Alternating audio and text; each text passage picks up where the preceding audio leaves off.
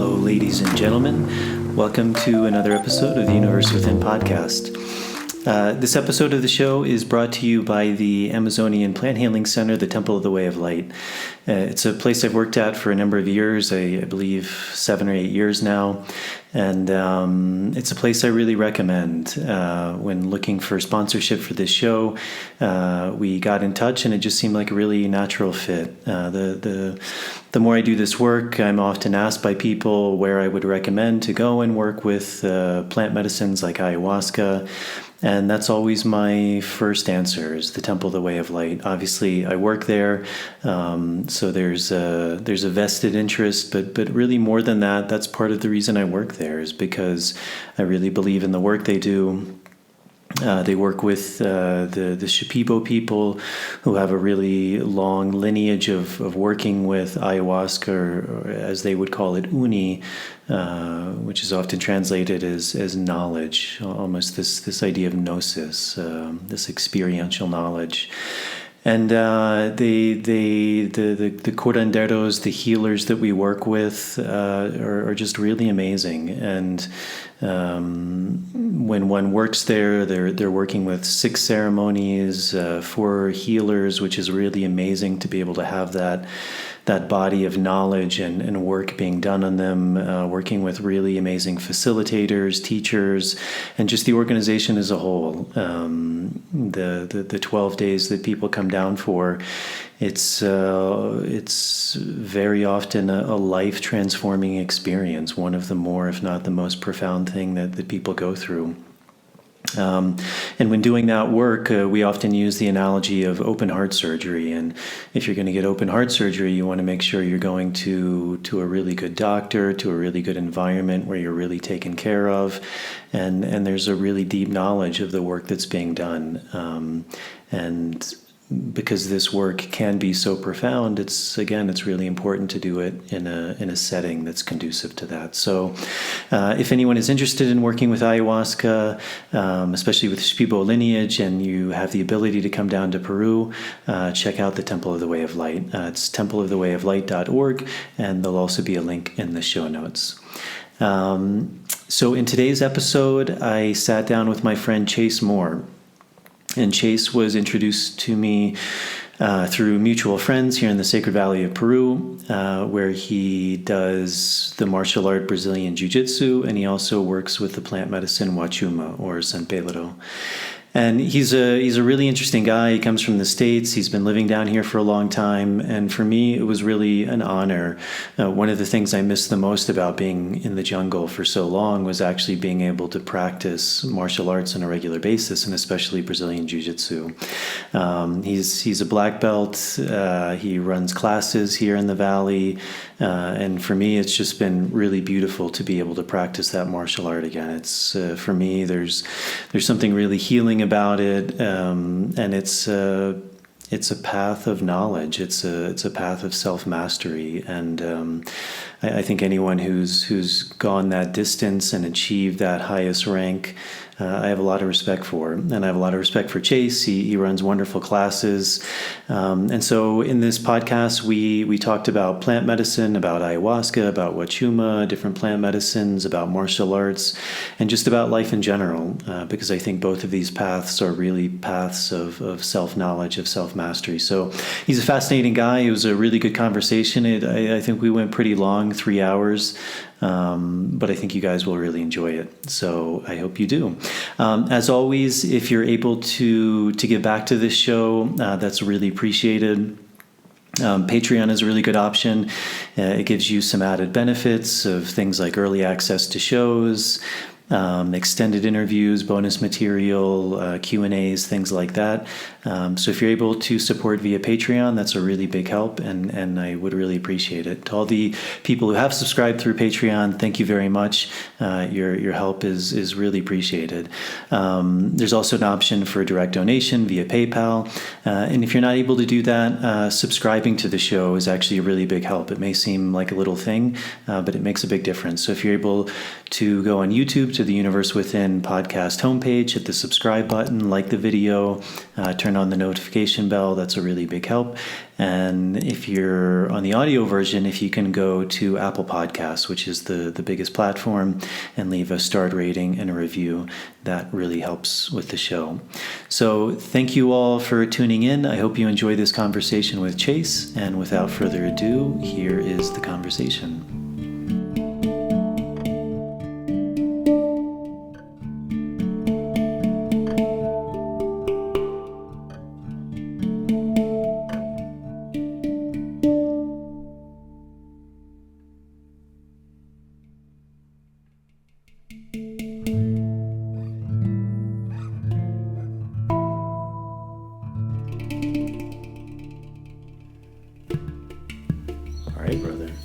How's it going? You want some mambe or no? I'm good right now. Yeah. Well, cheers. Good to have you on. Yeah, cheers, brother. Thanks for having me. It's the first podcast I've done with beer. Nice. So yeah. Got to do something new every now and then. So where should we start? Man, it's up to you. I'm not much of a talker in general, so. Might be a little slow starting. Yeah. So I met you doing jiu-jitsu through, I think Al, who I interviewed on here, was the first guy to tell me he was practicing up here.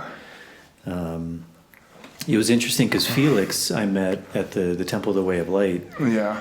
And he was really interested in doing jiu-jitsu, and he wanted to practice, but he came right when I left for like this long period of dieting. Right. And then when I came back, he was gone.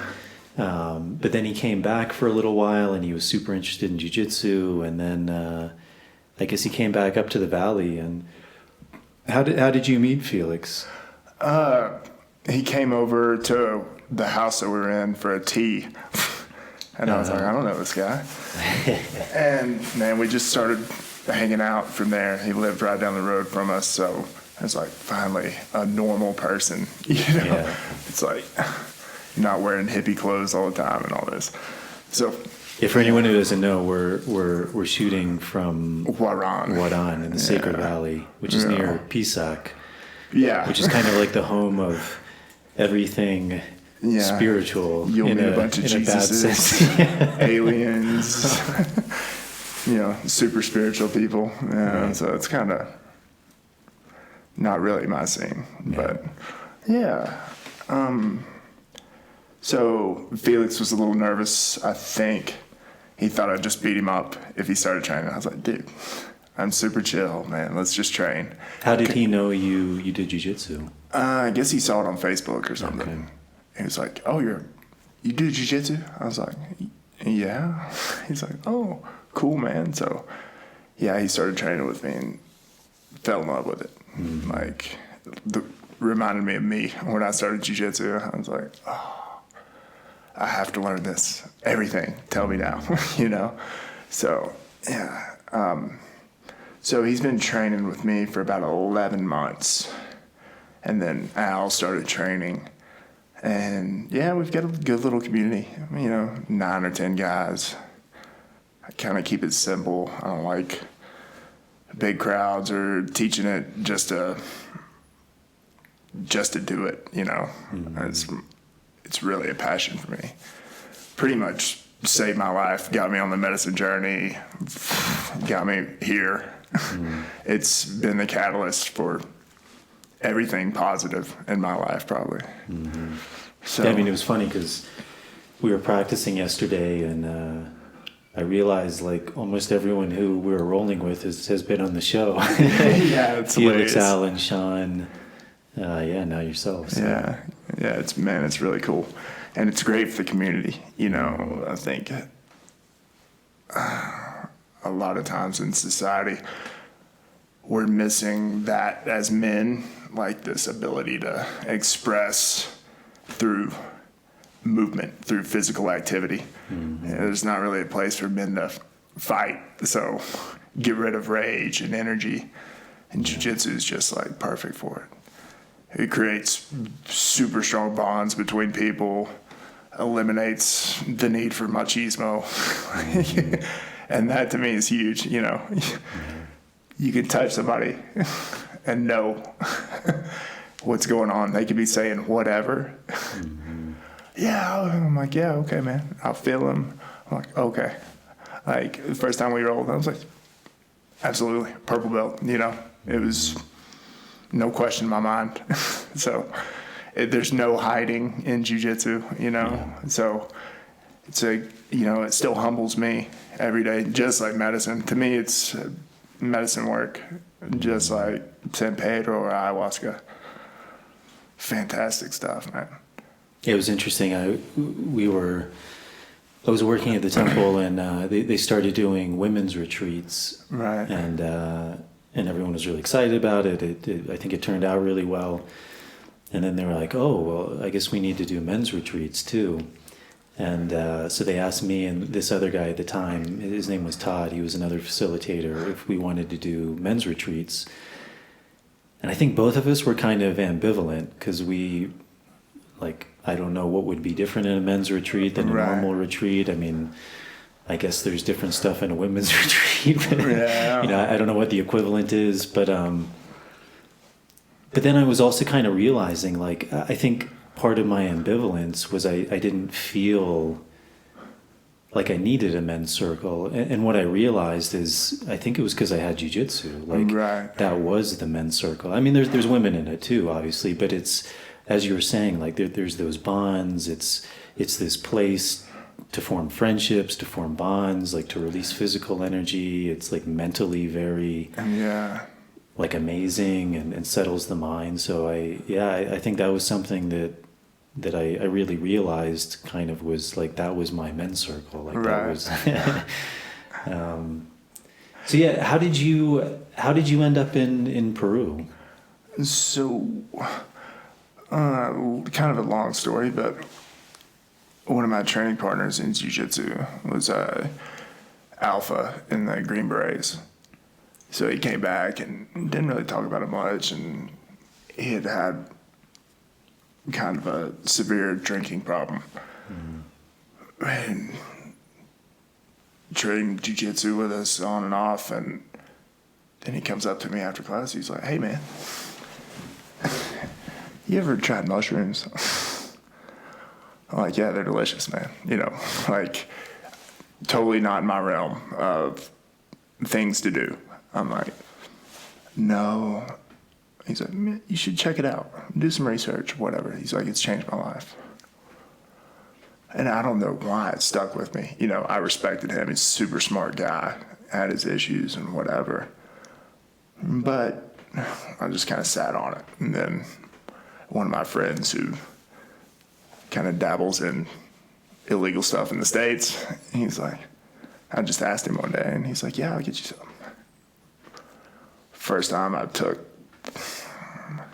I don't know, 5 grams or more, like a big bag he gave me, and I was just like, well, let's see what it does. I had no, concept or context for what was going to happen. And then about 6 hours later, it was like, oh, I don't know shit. Like, I know nothing about the world, and was hooked. Like, began striving for this knowledge now, after having these like repeated death experiences for 5 or 6 hours and total concrete hallucinations and thinking, well, I've lost my mind, so that was the beginning, and kind of dabbled with mushrooms on and off in the States. Well, I tried to raise money to try ayahuasca. I guess kind of a typical story. Come down to a retreat and see what that's like. And finally, got the money to come do a retreat and told everybody back home that I wanted to see Machu Picchu. So I came down, didn't tell anybody, and we... on the retreat, Bernard, was offering San Pedro.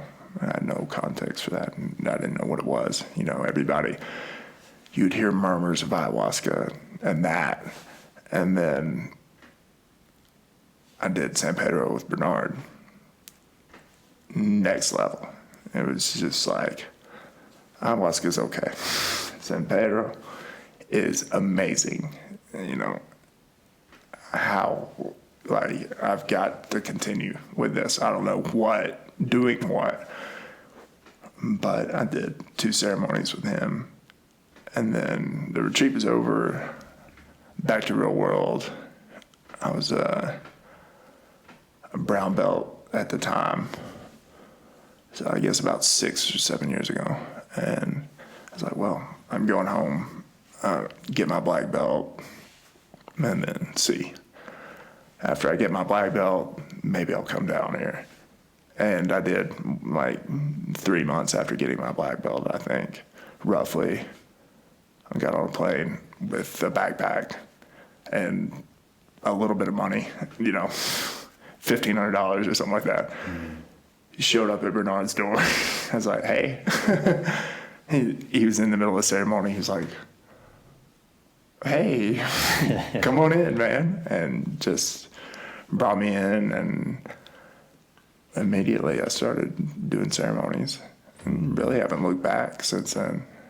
So it was, you know, if I had known, you know, I'm sure many people say this, but if I'd known what was required when I started, I don't know if I would have started it, you know, what it takes. But same with jiu-jitsu. I think I'm just stubborn. That's, you know, I'm not gifted or anything. It's just like I just show up, and eventually things begin to stick, you know. So, yeah, that's kind of how I ended up here. And yeah, it seems the more medicine work I do, the better my life gets. And I don't know why, you know, I don't have the answers, but it just seems to happen. So I keep doing it, you know. So, yeah, that's it, man. I mean, I think that's one of the beautiful things about jiu-jitsu is, you know, often I think people are always looking for shortcuts for things, you know. It's like, oh, I'm going to learn like the magic death touch, or, you know, I'm going to learn this move, and then, you know. But I mean, myself, I found it, I think everyone who practices jiu-jitsu, like, you realize, like, it's just showing up. Right. You're just doing the work, like, day in and day out.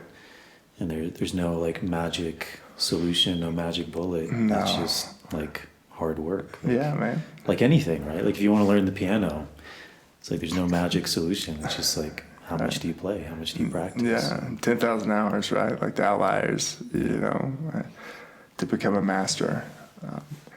And, you know, maybe before I die, I'll become a master in something, right?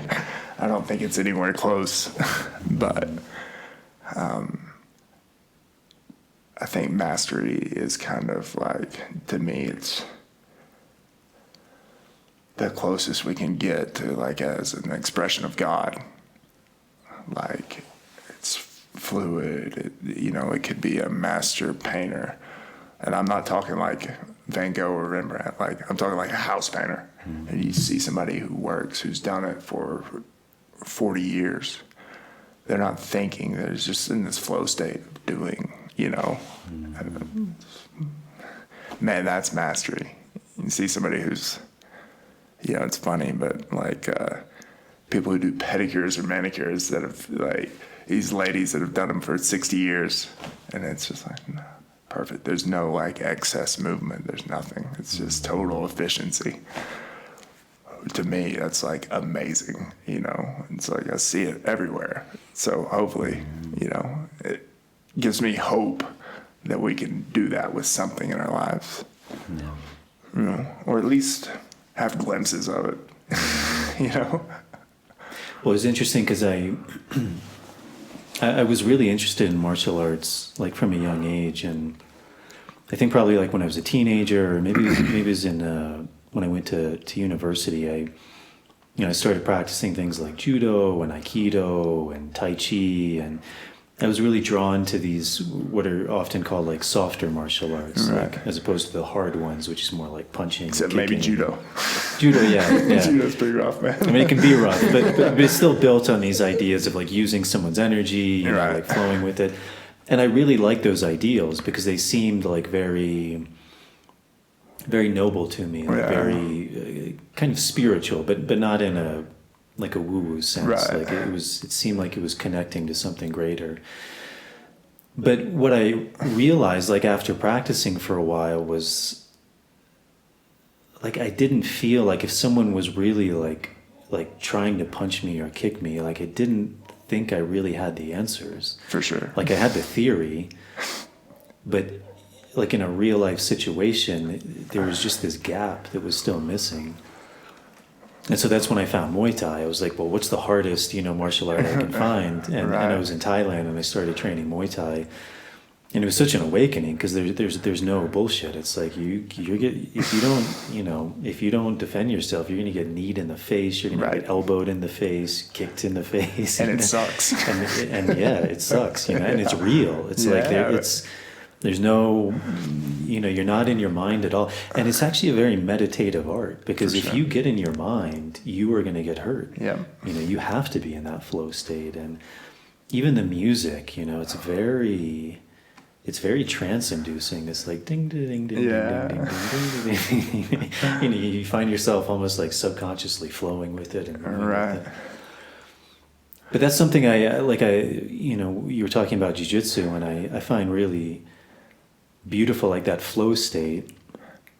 And it's like with jiu-jitsu, like you could teach that in the beginning, like, just flow with your partner, or, use leverage, use his momentum against him. Right. But it's not going to happen. No. Right? Like you have to like struggle and, get tapped and get your arm For sure. tweaked and before you like start to embody that stuff. Yeah. And that's like when you see, often like black belts rolling, especially together, it's this flow state, like, because everything to a degree is embodied. Right.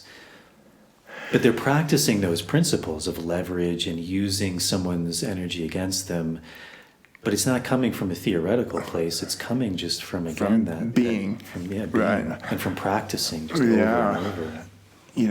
It's like with my experience in medicine work, it's the same. I can hear these concepts.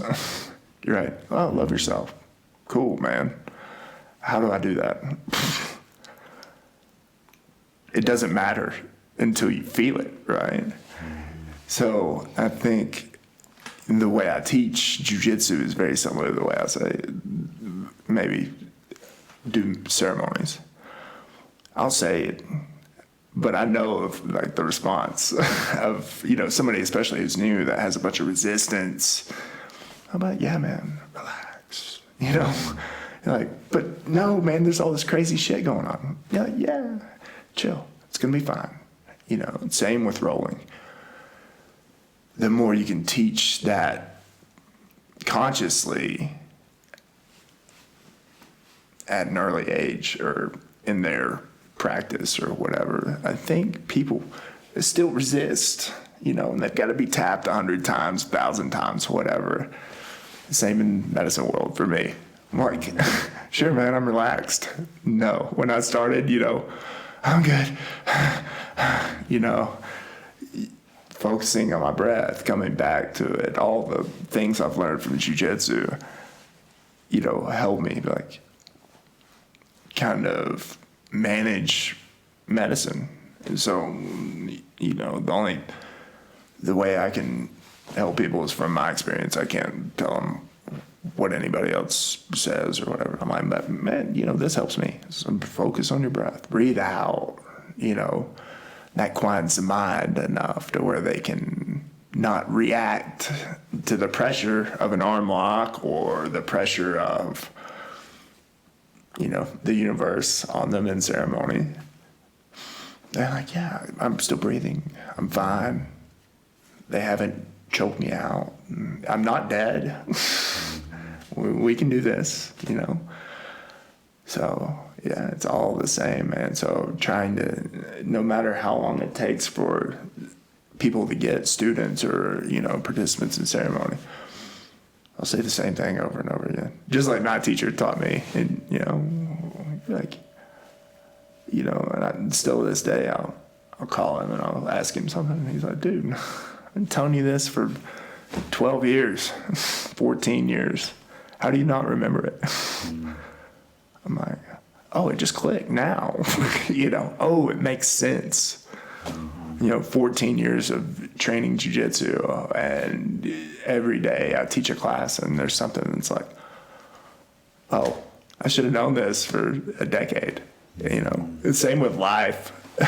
It's just that everything's a metaphor for life. I'll still do the same stupid shit over and over again.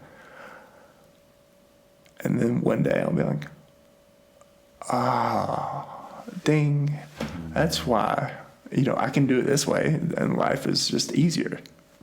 But I don't know, it's,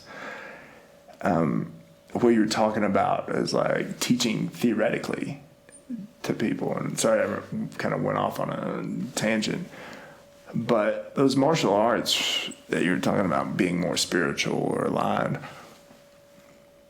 they're more kind of conceptual. Like the theories are all correct, but it's like you said, you can't teach theory, and it has to be embodied. Unfortunately, I see that path in jiu-jitsu. Like, jiu-jitsu is created for everyone, for the weakest, but it's kind of losing its roots of defending yourself, and a lot of that comes from, focus on sport jiu-jitsu, and a lot of it comes from theory. And people wanting to make money and not have their students hurt all the time too. So we see like these older martial arts that at some point I'm sure were very, very effective. And then they get watered down over the generations because, let's talk about it.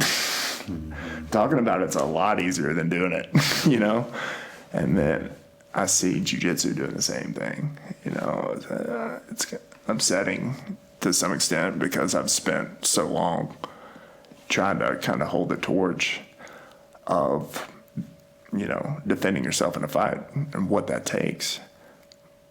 So, I would expect in 15, 20 years, you're going to have some tough guys that do tournaments, but the majority of people that roll in an academy are going to be like Taekwondo black belts. They'll get their black belts in 3 years, and they'll be like, yeah, I'm a black belt in jiu-jitsu.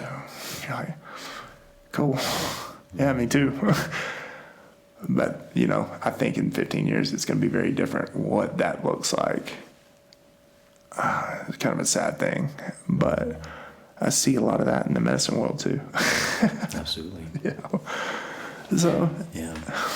I mean, I was thinking about the founder of Aikido, because Aikido is often kind of thought about as one of these, more spiritual martial arts. Right. But I think so much is just because when people would ask him, he would speak his truth. It is about leverage. It's about using your enemy's force against you. Right.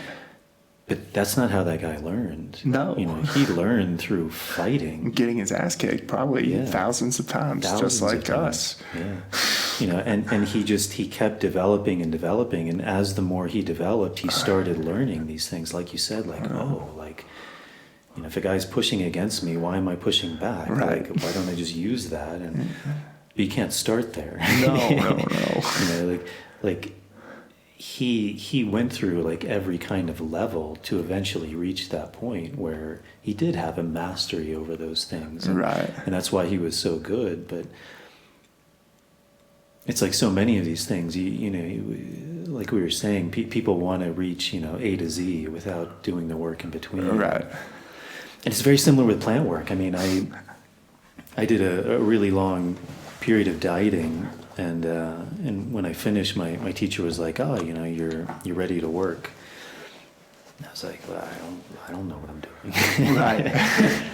But I really took what he said, and I also had this like internal calling of like, I just need to work.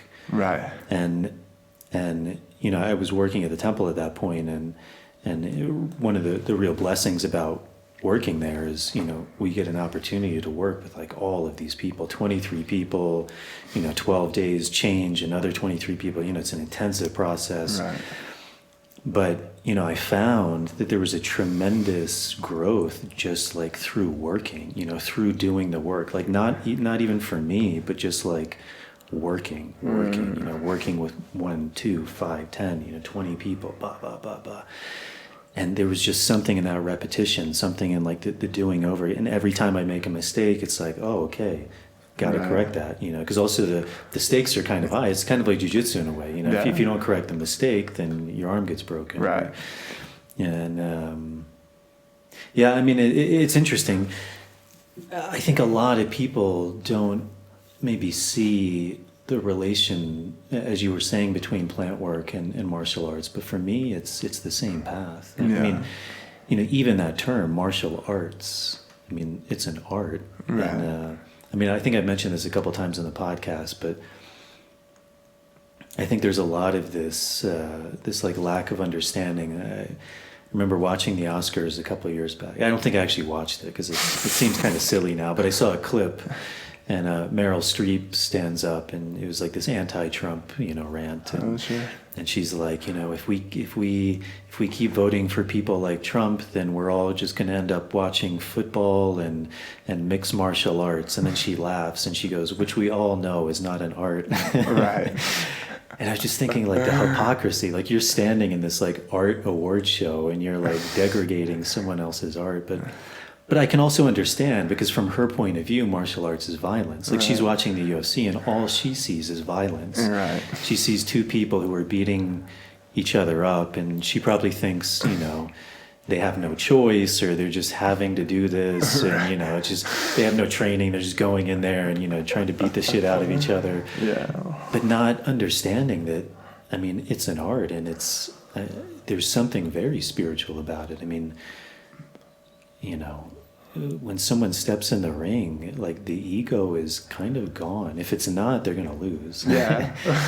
And you see it. You see it in jiu-jitsu, at the highest level when people compete. Usually, there's a tremendous respect after, and even more so, like in mixed martial arts or something where you're literally trying to almost kill the person. When you finish, there's like a humility and like this shared bond, and you're operating at like the highest level, and you're reaching that you're getting close to that point of death. And I think for medicine work, it's a similar thing. That's why it can be so profound, is because the deeper, speaking for me, the deeper that I or people I've seen go into this work, we're getting closer and closer to that point of death.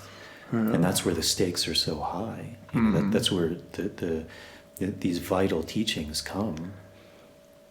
Yeah. Because it's not like, the sun is nice. Right. Yeah. But if you really feel the force of the sun, and it's burning you and ripping every molecule of your being together, and you realize like that force, that experiential force, like that has a very different meaning. Yeah. And I think it's, and maybe that's a reason for the need for men's retreats. In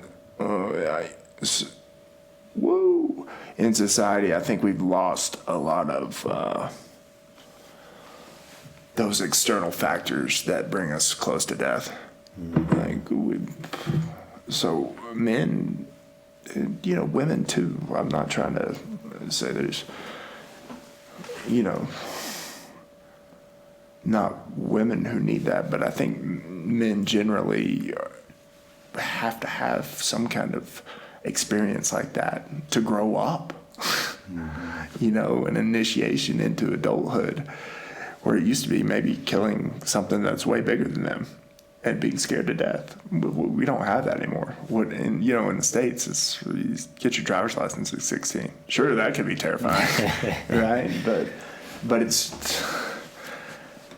so, everything's so nerfed and foam padded that I think a lot of men are missing that. And I think it's important. Mm-hmm. It's important for men and women. Kind of not a high horse that I have, just like a concept that I have in my head, is that if we don't all work on becoming adults and actualizing who we are as men, women, ourselves, then we're not really lifting up everyone around us to become what they can. And high tide raises all boats.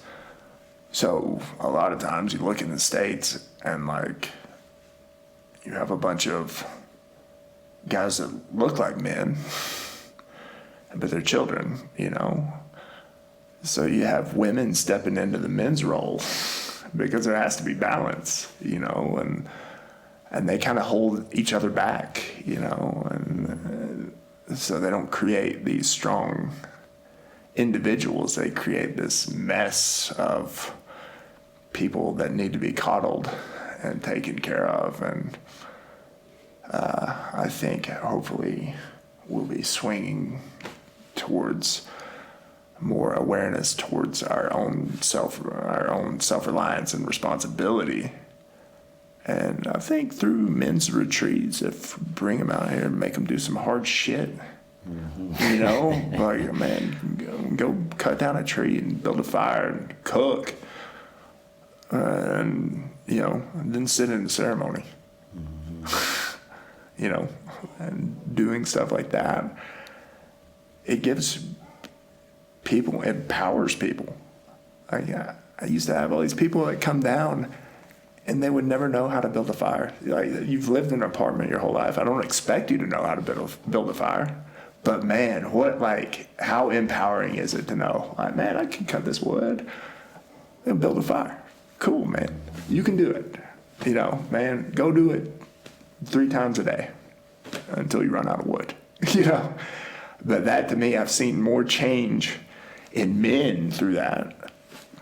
And, it's harder for me to speak for the change I see in women. I think there's definitely, I see, except for my fiance, I've seen her. She carried a lot of masculine energy when we met. She's just like, I've got to take care of myself and blah, blah, blah, and all this. And man, fantastic. But I've seen her soften up since she started working with groups of women here. And fantastic, man. Like, she's just like stepping into this role that, for me, looking from the outside, is fantastic, man. It's just like there's no confusion. There's no feeling as if we're, putting each other in a box or anything like that. It's just, no, man, I want you to grow. Whatever you want to do. I can cook food too. Cool, I know you're not going to do it every night. We'll share responsibilities, but we're kind of stepping into our roles as adults more and more. And man, it's such a beautiful thing. It's so empowering. And for me, that's kind of one of my main goals in medicine work and in jiu-jitsu. I think it's like, man, I'm almost 40. And I still don't think I'm an adult, I haven't accepted full responsibility for my actions and who I am. I'm working on it, and I'm very aware of where I'm lacking.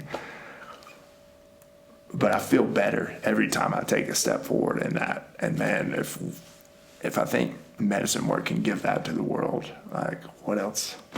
Like, man, what else do you need? Mm-hmm. That self-actualization, power. Empowerment, not power from like an authoritative standpoint, just power in yourself. And I see it lacking so much. People are so victimized, and it's sad to see that people feel like they're stuck in those roles of being a victim. And man, I think we have a lot of work to do, in that field. But To me, I think it's great. Well, and it's almost like something that,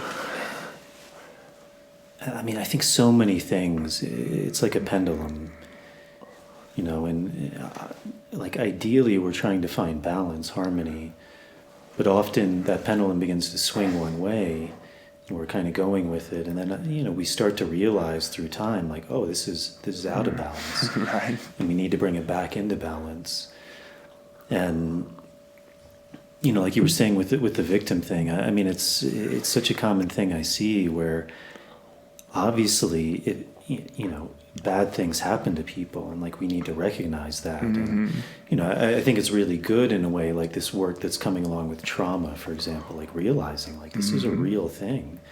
You know, this stuff happened in your life, and it's still affecting you. Like that's a real thing, you know. So we don't want to fetishize that. Right. You know, the goal is to get you back into balance so that you are empowered. And what I see is like a similar thing where when that pendulum starts to go too far, we start to like fetishize this. Like, Right. oh, I am a victim. It's almost like a badge. It's a badge of honor. Yeah. Yeah. And it's very scary for people to take that badge off, because then who am I? Right. You know, that was my persona, and it gives me these certain qualities of how I can be and how I can act. And I see that a lot with gender too, you know, like you were talking about. And it's, you know, obviously it's like a similar thing. Like if we have these boxes that are too defined, then that confines someone. Right. If I'm a woman and I want to do this, but the box says I can't do that, well, no, that's bullshit. Like I want to do this. I should have every opportunity to do that. Yeah. But then we start to get to the other extreme, which I think is happening in a lot of society, where we disregard these fundamental principles, which there's a reason we call man and woman. You know, it's the duality, and it exists in all of nature. There is no day without night. There is no good without bad. There is no life without death. There is no man without woman. There's no woman without man. Like, you need the polarity. And each of those polarities has a force. It has an energy. It has qualities that, again, you know, they range, they ebb, they flow. But there's archetypical qualities. And actually, I think that's something, and I've seen it a lot with plant work, that actually it begins to bring people back to those roots. Right. Like to see, you know, kind of as you were saying, like maybe your wife, you know, embodied more of this, like some of these masculine traits, and it starts to like bring someone back to the center. Right. To actually see like their own power, that we don't need to go like to this extreme thinking that like this is what I need. No, like we all have a power. And the more we embrace that, like the more powerful we are. Kind of like jiu-jitsu, you know?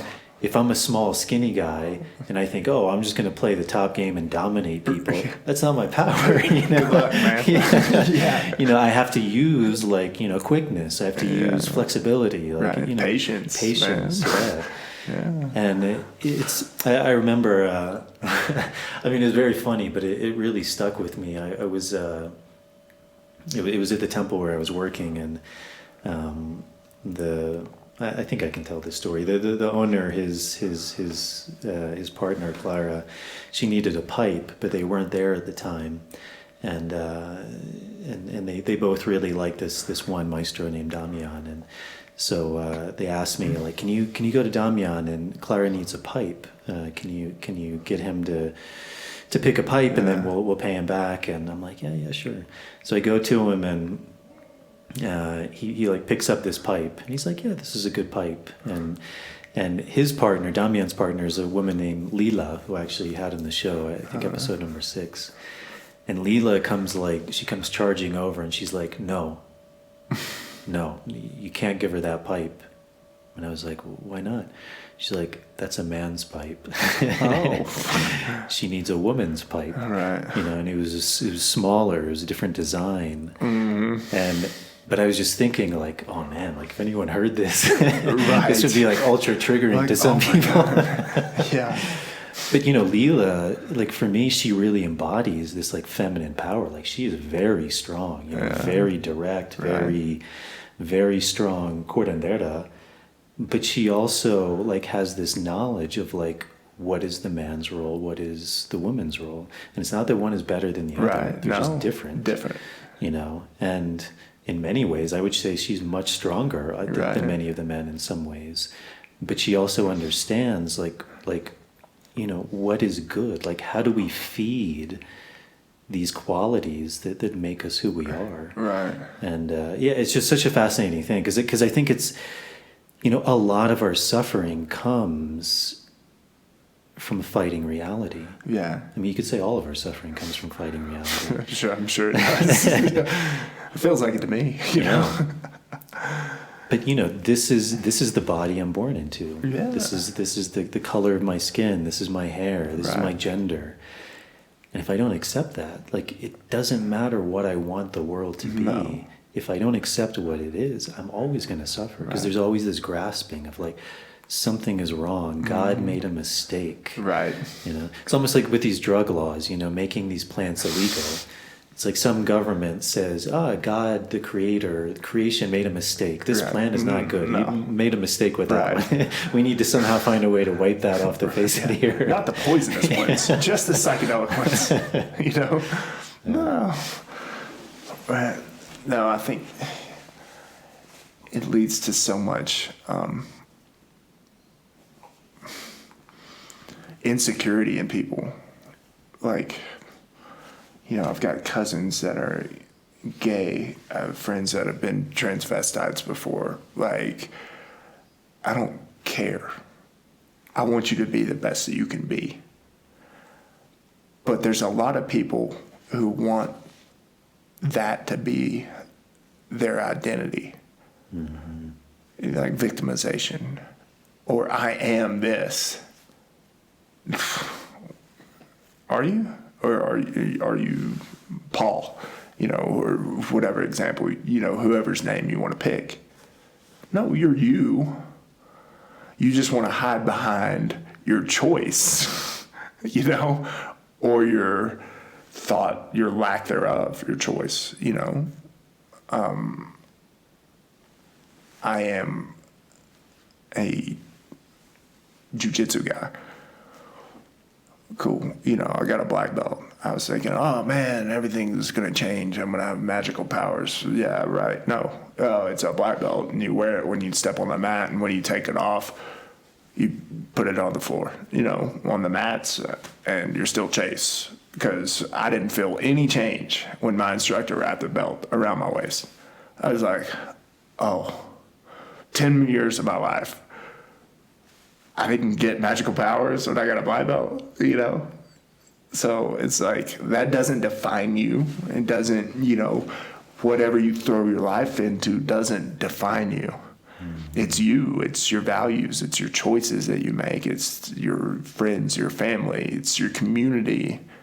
It's the way you interact with people. And, how you treat people is what defines you. I don't care if you have... if you're a transvestite or you're gay or a lesbian or whatever, foxkin, cool, man. Tell me all about it because I think that's awesome. Cool, man. But don't let that define you. Let that be an attribute of who you are, and hopefully it's beneficial for you, and you don't think you're a victim of that,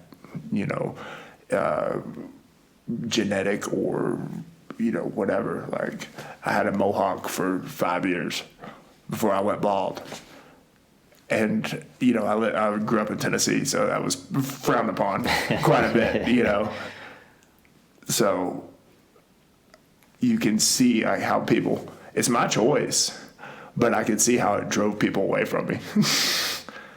At the time, I didn't really care. But now it's like, don't let our own choices drive us away from people, and accept and grow and start working on our own value system, whatever that is. Mm-hmm. And the way we treat people in our community, that's who you are. Doesn't matter if you've got a mohawk or whatever. Mm-hmm. Man, come on, man. Let's hang out, have fun, live life as much as we can. And it won't be too long until it's over. So, man, don't get caught up in, what kind of shirt you're wearing or, who you want to have sex with, because I don't give a fuck. You know, it's not really that important.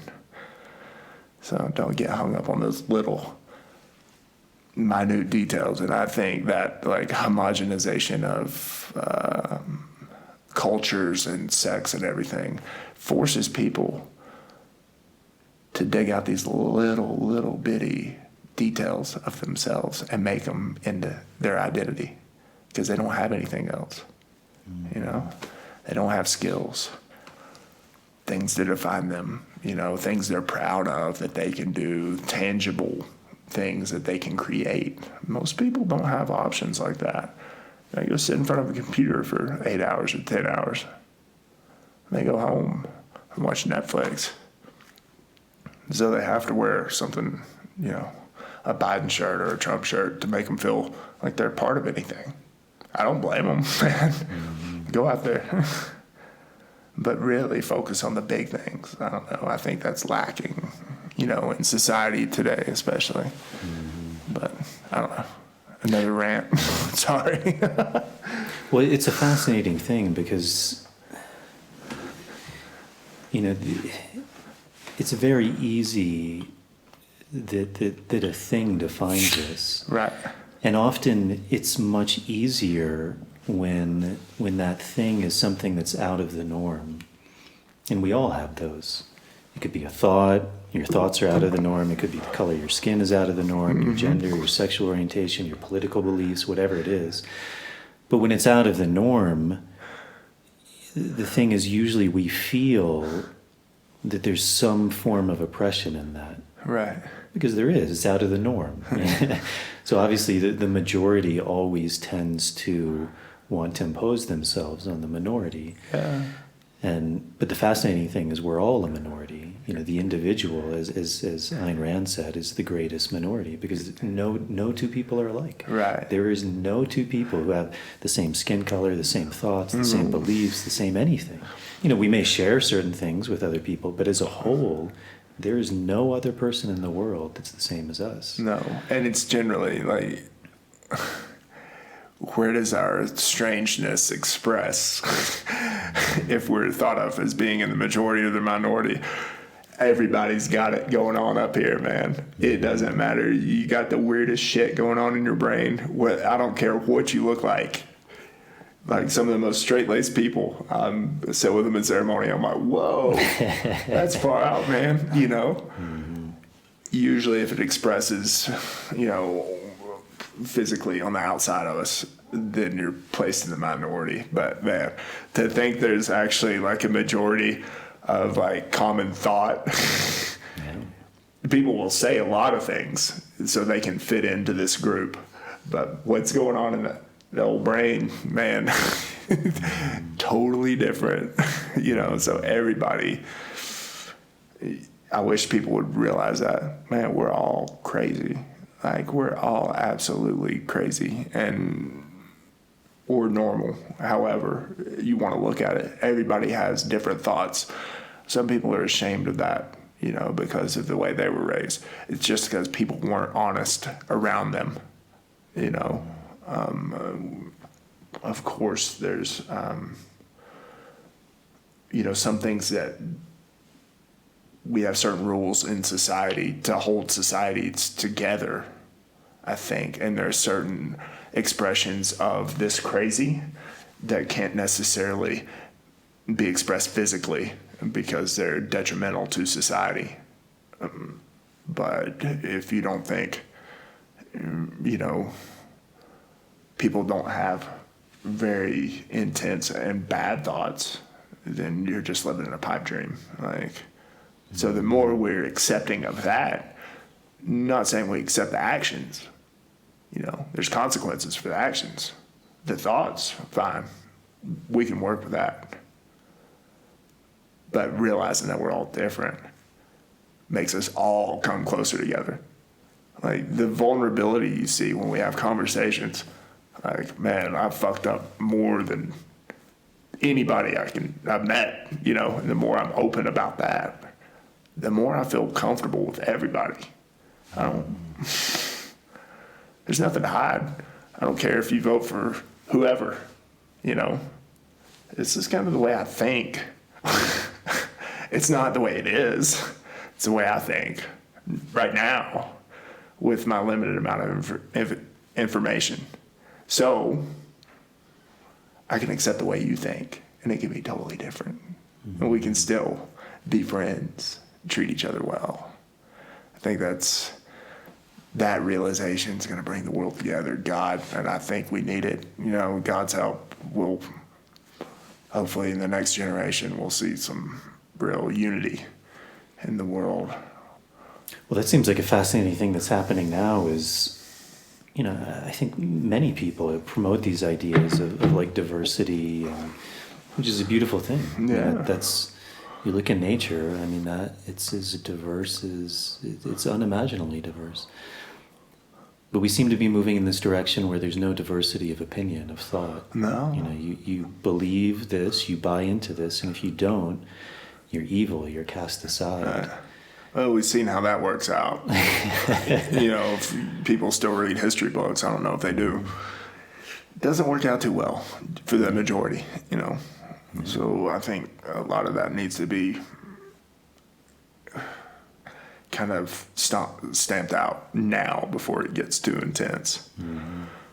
You know, and like you were saying, it's, I mean, this idea that we even know what is in people's minds is insane. I mean, we all have our own way of looking at the world, and you know, like you were saying, I mean, anyone who's honest with themselves, with the world, as you said, like there's an admittance that I'm crazy. You know, I have crazy thoughts. We all do. Yeah.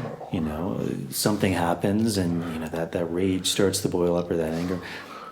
But kind of coming back to jiu-jitsu, I think that's one of the beautiful things about it, is because you're able to express that. You know, you really don't like a guy, okay, roll with him. Yeah. After that, it's done. Right. Like, it's settled. You know, you smash him, or he smashes you. Yeah.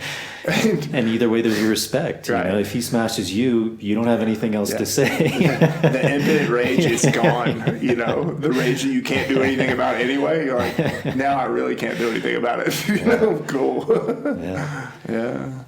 But it's such an important form to be able to express that. Yeah. You know, because when we don't have the ability to that, then it gets held on to, it gets bottled up.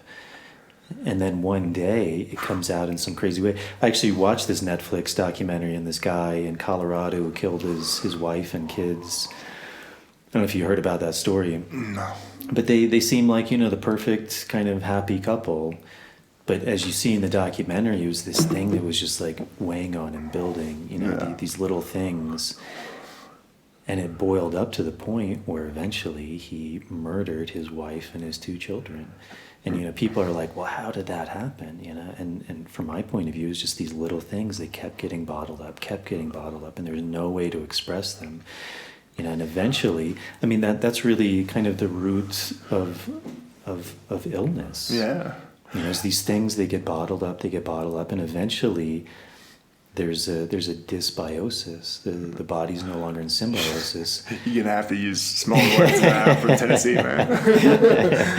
There's an imbalance, right? For sure. And then eventually it manifests as some crazy disease. Yeah. And it's, you know, but the body's always trying to be in balance, right? It's like nature, the world. It's always trying to be in balance. It's trying to be in harmony. That's the natural state. It's like water. You know, water's always going to find the balance. But if you build a dam, you know, or if you start fucking with it, like eventually that pressure builds up, and then. I see it a lot from people from the States that come down. And so they almost have a mask. You know, they have this work mask or that turns into their life mask that they wear. Well, I have to act this way at work. I can't say what I really think. And so then they marry somebody who they've met under this mask, you know, or whatever. Their relationships are built on this mask that they've created for themselves because they don't think they can be themselves. Their personality starts to bifurcate, you know, like they have what they can show the outside world, and then they have all this stuff that they save for when they're alone. And that shit builds up, you know, just like you're saying. Well, I can't say I don't like that. They're going to think I'm a jerk. Like, cool. whatever. Well, just bury that deep down inside and see what happens, But I see it create so many problems, and people aren't allowed honesty in their life. It's self-created. Of course I could be honest. I might lose my job. I'll find another one, find one that suits you. Or, quit, go live under a bridge. It'll be better for you. Be honest with yourself and the people around you instead of waiting 30 years and killing your family, or whatever it is, just because you can't express. So, but I think, our culture doesn't really allow it, in the States very much. So people will bottle up these, whether it's, anger, sexual issues. So people come down here and they have all these, total personality imbalances of things they can allow people to see and things they can't. And they're just hurting themselves, man. Creating the cancer, creating the psychosis. You have to put yourself first. Be honest with yourself. Or, man, you're building your house on sand, And I think that's the majority of people in the States. Unfortunately, they're not allowed to be themselves, whatever that is. And then some people make it through life. Some people don't, based on that. I think we need almost a renaissance of self-actualization in the world. Or, you could be like me, like teaching jiu-jitsu in the States, thinking, on paper, man, I've got everything. I make enough money. It's not much, but I don't work very much. I have a great group of friends. I have a great little apartment in the best part of town. And I can do whatever I want when I want. And I am terribly unhappy. And I don't understand why. You could be like that. Totally unfulfilled. Living what looked like on paper, fantastic life for me. Nah, man. So a renaissance into this actualization and being able to use our voice and be who we are is almost necessary if we want the United States to exist. Another 2 generations. I don't know if it will or not anyway. Well, I mean, it's interesting. Like we were talking, before we started recording, I was saying how technology is amazing. But sometimes I was trying to figure something out and it wasn't working, and right. It was like, sometimes it's like causes more stress than. But I mean, I think that's we are moving in that direction of more and more technology, and again, it's amazing. We couldn't do this 20 years ago. No. I mean, have this little setup here. We have some ram horns screaming out to the mountains. Yeah. But with that, so many people are finding themselves more and more on the laptop, on the phone, and sometimes I hear these theories of I love Joe Rogan and people like Elon Musk, and there's kind of this fear that we're going to get too indoctrinated into technology. It's just going to this kind of union where we just mold with AI. Yeah. But that never seems to me to really be a reality because, again, for me, it seems like there's a balance to everything. And, as we go more into technology, as we go into these things more, we also realize, we're still human beings. We need to eat food. We need to exercise our body. We have to drink clean water. And if we don't, we're going to get sick and die. Mm-hmm. Or as we get, I interviewed my friend Jujutsu, and he was saying, I really liked it. There was this I think, African curandero, and he said, he really sees that the root of all of these common modern day ailments come from the lack of 3 things. One is a connection to community, a connection to nature, and a connection to spirit.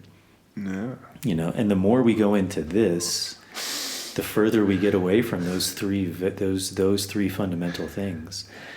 You know, and I think about like my grandparents' generation, you know, and they went to church like all the time. And what did that serve? Whatever you think about religion, that served as community, which is real. You know, that it was like something they look forward to going to, like the friends, people who cared about them, who looked after them. You know, if someone got sick or someone needed help, it wasn't the government who came in and helped. It was their community, because they had a community and it was real. You know, they had a connection to spirit. You know, again, whatever you want to think about religion, to them, that's real, and it is real. Yeah. You know, that was their way of connecting to something greater than themselves. And you know, even the nature part, like they kind of lived out in the country, so you know, you're like driving. You know, it's not maybe a deep connection to nature, but it was there. And that's something, you know, when I heard that, like I really started seeing that a lot too. It's so many people, you know, as you were mentioning, who come down. I think they are really disconnected from those three things. They often live in a city. They're isolated. You know, they're driving to and from work. Right. You know, no real connection outside of that. So there's no community. There's no nature. And there's no spirit. Yeah. You know, because it's almost like they feel soulless. Like their job is just this, or it doesn't even have to be in technology, anything. No. But they're like, what are you working towards? What are you working for? And I think so much of our modern thought is this very like reductionist, you know, if I can't prove it, it's not true. But ultimately, spirit is beyond the mind, so the mind will never be able to prove it. Right. And that's where, you know, I think this plant medicine, as you were talking about this idea of Renaissance, I think that is actually the Renaissance. Is because it's actually connecting you to those three things. Like often, hopefully, yeah. Like that's why I think people who come down here, one, they get put in nature, because a lot of these retreats are in nature, so they just have that reconnect. Like, oh my God, I can see the stars. Like I hear birds. Like this air is different, you know. And there's community, because usually this work is done in a community. Yeah. And I mean, that's a huge part of the process I see is, you know, everyone comes down and they're like, you know, woe is me, I have the hardest life, no one can understand me. And then you see 22 other people sitting around and you're like, oh shit, they got it kind of bad too. Maybe even worse than me. Maybe I'm not that bad. Yeah. You know, and then there's the actual medicine, which is connecting us to something, however you want to put it, beyond us, who we truly are, but something greater than our kind of, you know, daily mind patterns. Right. You know, and that creates a huge shift. And I think it's fascinating, because I was telling you this book I was reading, and it's kind of, you know, when I started working with plant medicine, that was something that I really felt strongly about. I mean, even before then, just my interest in religion and spirituality was, I saw that it seemed like all of these things were pointing to the same thing. Yeah. And then that was something that like plant medicine really opened me up to, that you know, I really think this work was at the root of all religion. You know, that religion essentially was a coming from this revelation. You know, and you hear that word in all religion, all spirituality, revelation. Mm-hmm. And it was a direct revelation. And yet usually we put our faith in some intermediary who had the revelation, and we just take whatever he or she says to be dogma, rather than having the revelation ourselves, which is, you know, what gnosis means. It's knowledge, but it's not knowledge if someone told me, it's an experiential knowledge. Absolutely. That's what ayahuasca is, you know, like in Shipibo Uni, it means knowledge. But again, it's not, you know, they'll always say, you can't learn this in a book. Right. You And have that's to why experience it. church probably doesn't work for a lot of people. I think it does a lot of good in community, and what you were saying. I think it can bring people together, and people can, you know, through their own practice, they can come to this spirituality, this connection with God, whatever you want to call it. But most of the time, you know, it's like people being told, the preacher or, you know, the priest or whatever, telling people what you should feel or what you should do. And maybe those steps can help you align yourself to start really connecting to God or whatever you want to call it. But for me, at least, I would see, I grew up in a very conservative church, and, all I see is hypocrisy around me. People go to church, and I'm not saying I'm any better or worse than them. I'm hypocrite number one. Cool, man. Write it down, put it in your book. But it's like, I'm like, man, when the preacher, I cracked one, man, yeah. You're good. I hate drinking out of glasses. But when the preacher is caught embezzling, $100,000 from a church that has 20 people in it, and the person who's supposed to be the intermediary, I look up to you. Of course, the same with plant medicine. When I came down here, these, ayahuasqueros that I was working with, like, you put them on a platform. Like, you've done the work, man. You're good at your job. That doesn't have anything to do with they do with their morality outside of work, So it took a long time for me to kind of parse that out in my brain and be like, oh no, everyone's human and everybody fucks up. We don't hold them to higher standards. All I can do is hold myself to a higher standard of the way I act and treat people. I don't like the way that made me feel when I see them doing, somebody I respect doing something that for me is wrong. So, man, just don't do it. They're the greatest teacher, man. They're being an example for me. But it ran me away from the church because I had no connection. And I'm sure it does that probably across the globe. Which is sad because I think the church offers tons of benefit, or it can, at least. But man, I think it's so far removed from truth nowadays. Even if the words are spoken, there's no spirit behind it. Most places have lost their spirit, their ability to integrate the word into their body and reality. And now, I've met some examples of great Christians and who church has done wondrous things for them. And I highly respect them as, Christians. But I've met far more people who have no connection to it and would proselytize you about, preaching to people doesn't usually work. Well, you should go to church. Yeah, maybe not, but it's like people see the way you act. You don't have to say anything, but you could be an example of Christ or whoever, whatever spirit, God you follow. Cool. It's all cool to me, man. Are you a good human? Are you somebody who I can look up to and strive to be more like? Mm-hmm. To me, that's like what church should be looking to do. Not like mega churches and all this. But I guess you see the same thing in every religion, It's... Yeah. I mean, also, from teaching jiu-jitsu, I would imagine,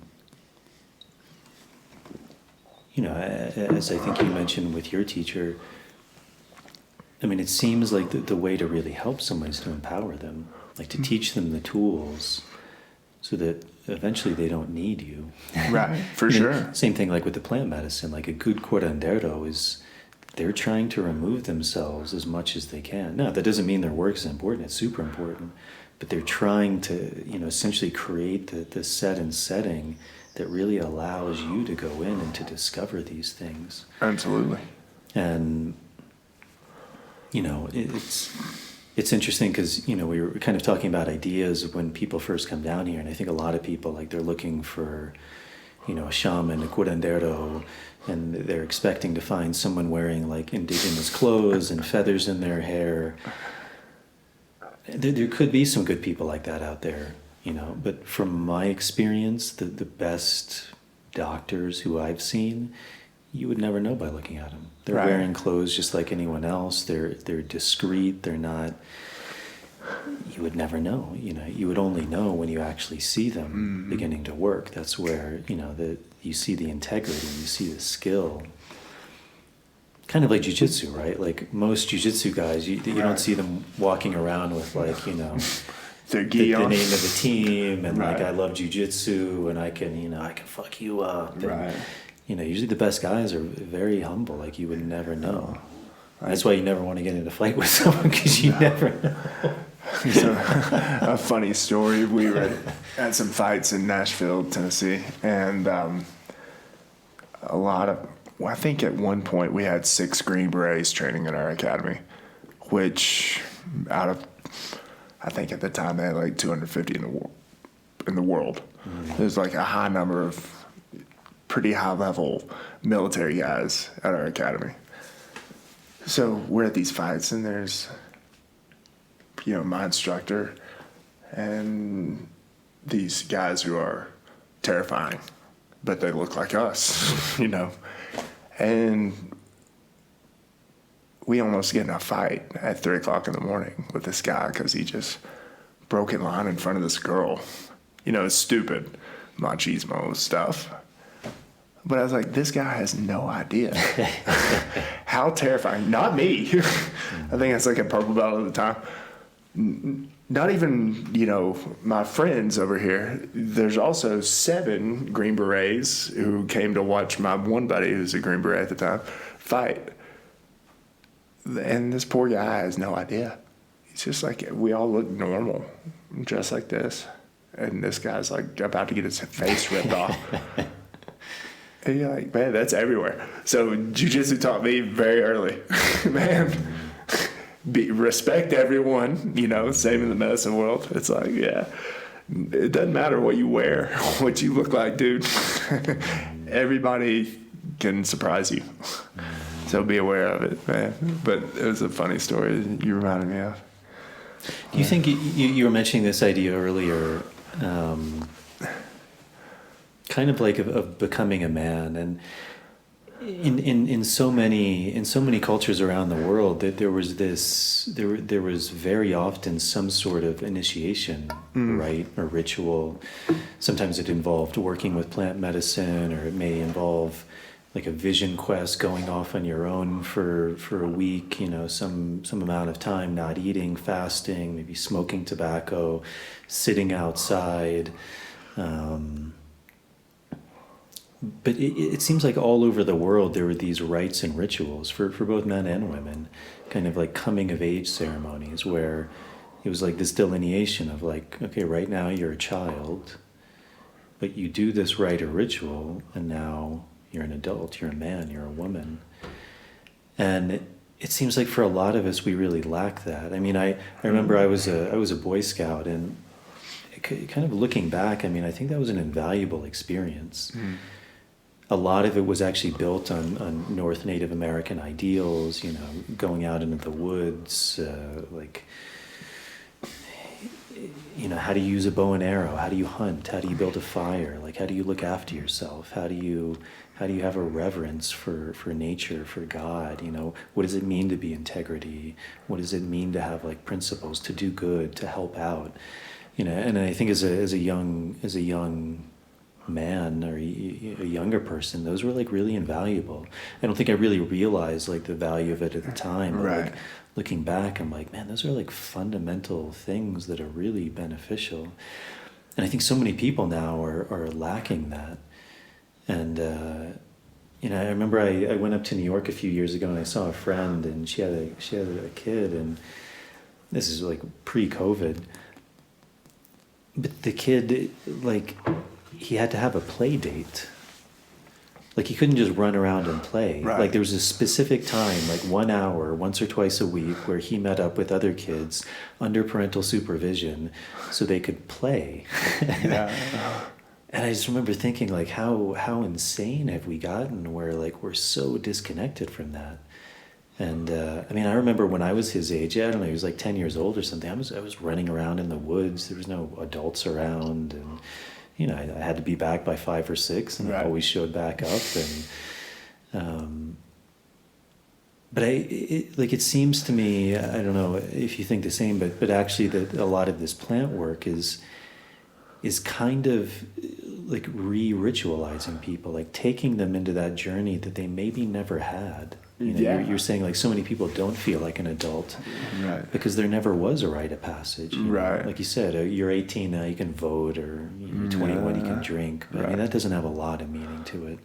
No. But if you go and, you come to some ceremony where you have to, like, go through some pre-dieta where you can't have sex and you can't eat most food, and then you travel halfway across the world and you drink this plant and you go into these crazy spaces and you see all of your trauma and you see where you're holding on, and then after that you also have to follow some diet. I mean, that is kind of a rite of passage for a lot of people. For sure. I can speak for me. It was my initiation into adulthood.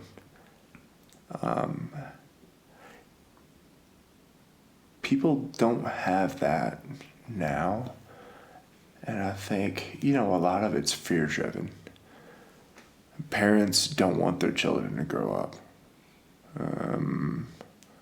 Children don't want to grow up. They don't want to take responsibility. And parents enable that on several levels, not totally.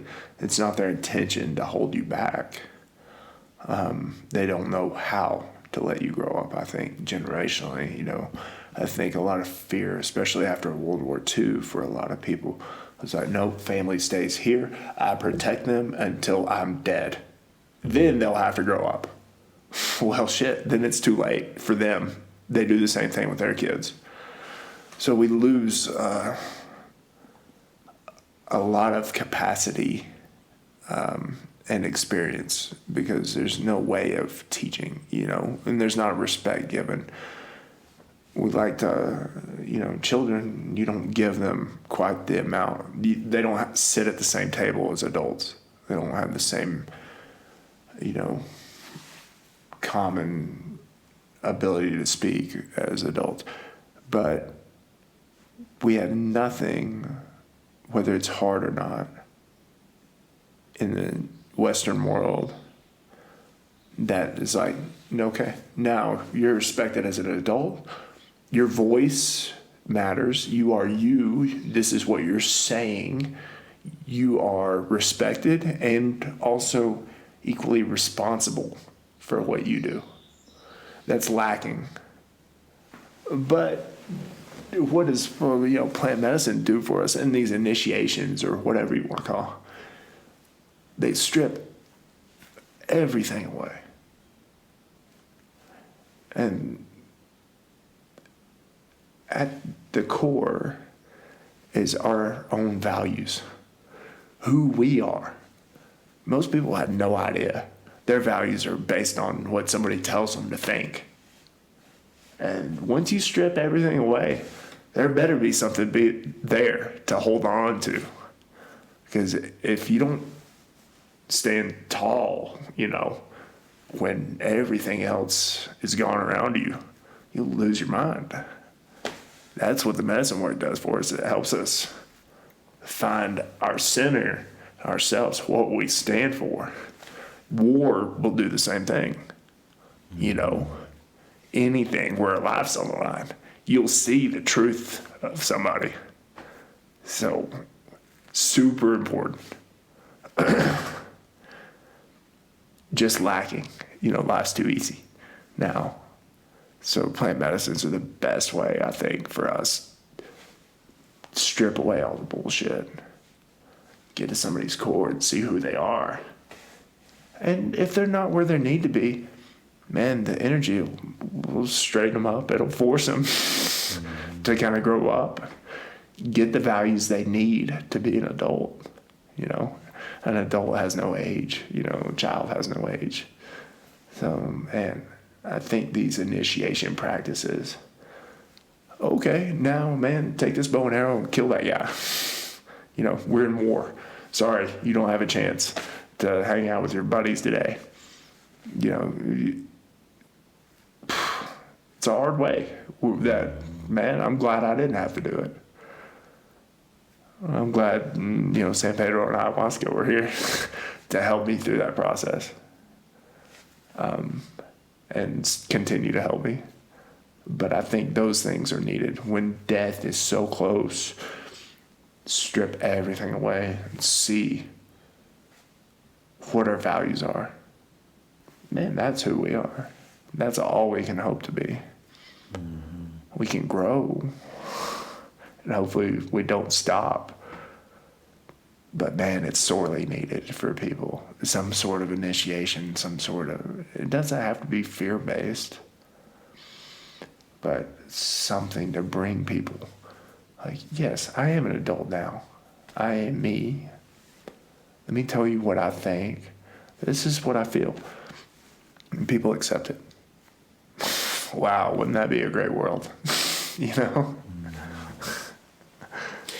Yeah, I mean, I think so many of these plants, either their names somehow relate to a death experience or death rebirth. Mm. I mean, ayahuasca, that's the Quechua meaning of it, vine of the dead. Right. Things like iboga, you know, there's the death ceremony and the rebirth ceremony. Mm. And because like you said, I mean, in that death experience, everything is stripped away and you see what's important. Or maybe better said, you see everything that's not important. Right. You know, all of these things that I thought were real, or you know, who I was, that gets stripped away, and it's often a very humbling experience.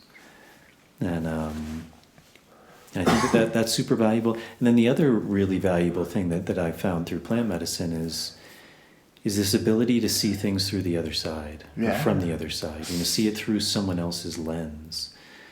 And that also, to me, seems where so much of the division we're dealing with now comes, is this belief that I am right. You know, and these are old Buddhist teachings too, you know, like this idea that because I have a thought, it must be true. And so many people, it's very difficult to detach from that thought, to see it as maybe that's just a thought. It's not truth. And I think one of the really powerful things about this plant medicine is, again, you know, another definition of uni is like knowledge or wisdom. And you know, wisdom, one of the ways of seeing that is seeing things from the other side. And even so much of like trauma or anger or resentment comes when I'm holding on to this view that, you know, this person is bad, this thing is bad, that this, you know, these people are bad. Mm. And there's all of these, you know, even like in Christianity, like one of these quotes that always sticks to me is, it's easy to see the splinter in my brother's eye, but not the log in my own. And I was just thinking about this the other day. You know, that's a very powerful statement, because it's easy to see the splinter in my brother's eye, but not the splinter in my own eye. No, for sure.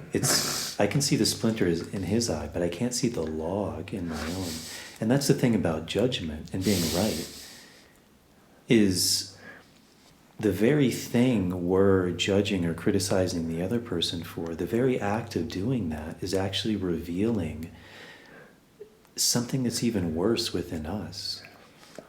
And if we never see that, then we just keep pointing the finger, you know, keep pointing the blame. It's this group of people, it's them, it's that, and it's never me.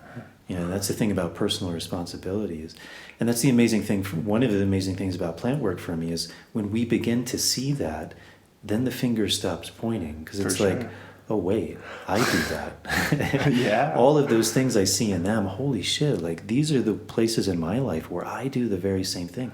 So how can I judge that person? Right. You know, and if anything arises from that experience, it's like a compassion and understanding, like fuck. Absolutely. Like now I see, you know, where that was coming from, why you were doing that, because I do that. There's very Hallelujah. things in you that I'm holding on. Wow, that's in me. Yeah. The funny thing is, 2 quick stories, man. When I was in diet, I would have these, man, just the most embodied experiences of the most atrocious scenarios in the world that my mind could actually create. So one ceremony, I was this little baby in this bus in Africa somewhere, and the bus was so crowded I suffocated just because people were on top of me. And I didn't scream. I didn't have the air to. And then I was this white girl in the suburbs in the States, and this rapist put a bag over my head. And then I'm in this ISIS beheading video. Sorry for the listeners at home, but this is profound to me. This is some of the most profound work I've ever done. So hours of me laying there, getting my head cut off in front of a video camera. Visceral, like, I mean, physically feel it. The fear, the terror, the sadness of never seeing my family again, everything. And it's like, you're going to be the one cutting the head off. And I was like, no. And I'm like, okay. Enjoy this for what seems like months. You know, San Pedro has a way of manipulating time. So, man, I could have been there for ages, you know. So it's like, no, you'll keep reliving this. And then finally, I'm like, fuck. Okay, I'll do it. And I had to experience that. Why? Why is this guy doing it? He's also the victim. You know, for me to see through his lens of why he's cutting somebody's head off in front of a camera to say these things. He's like, man, his family's been destroyed. You know, all this love. I had to see the love in every single angle of it in this whole scenario. Each person's love and their justification for doing what they're doing, no matter how horrific it is. And then you're like, oh, I get it.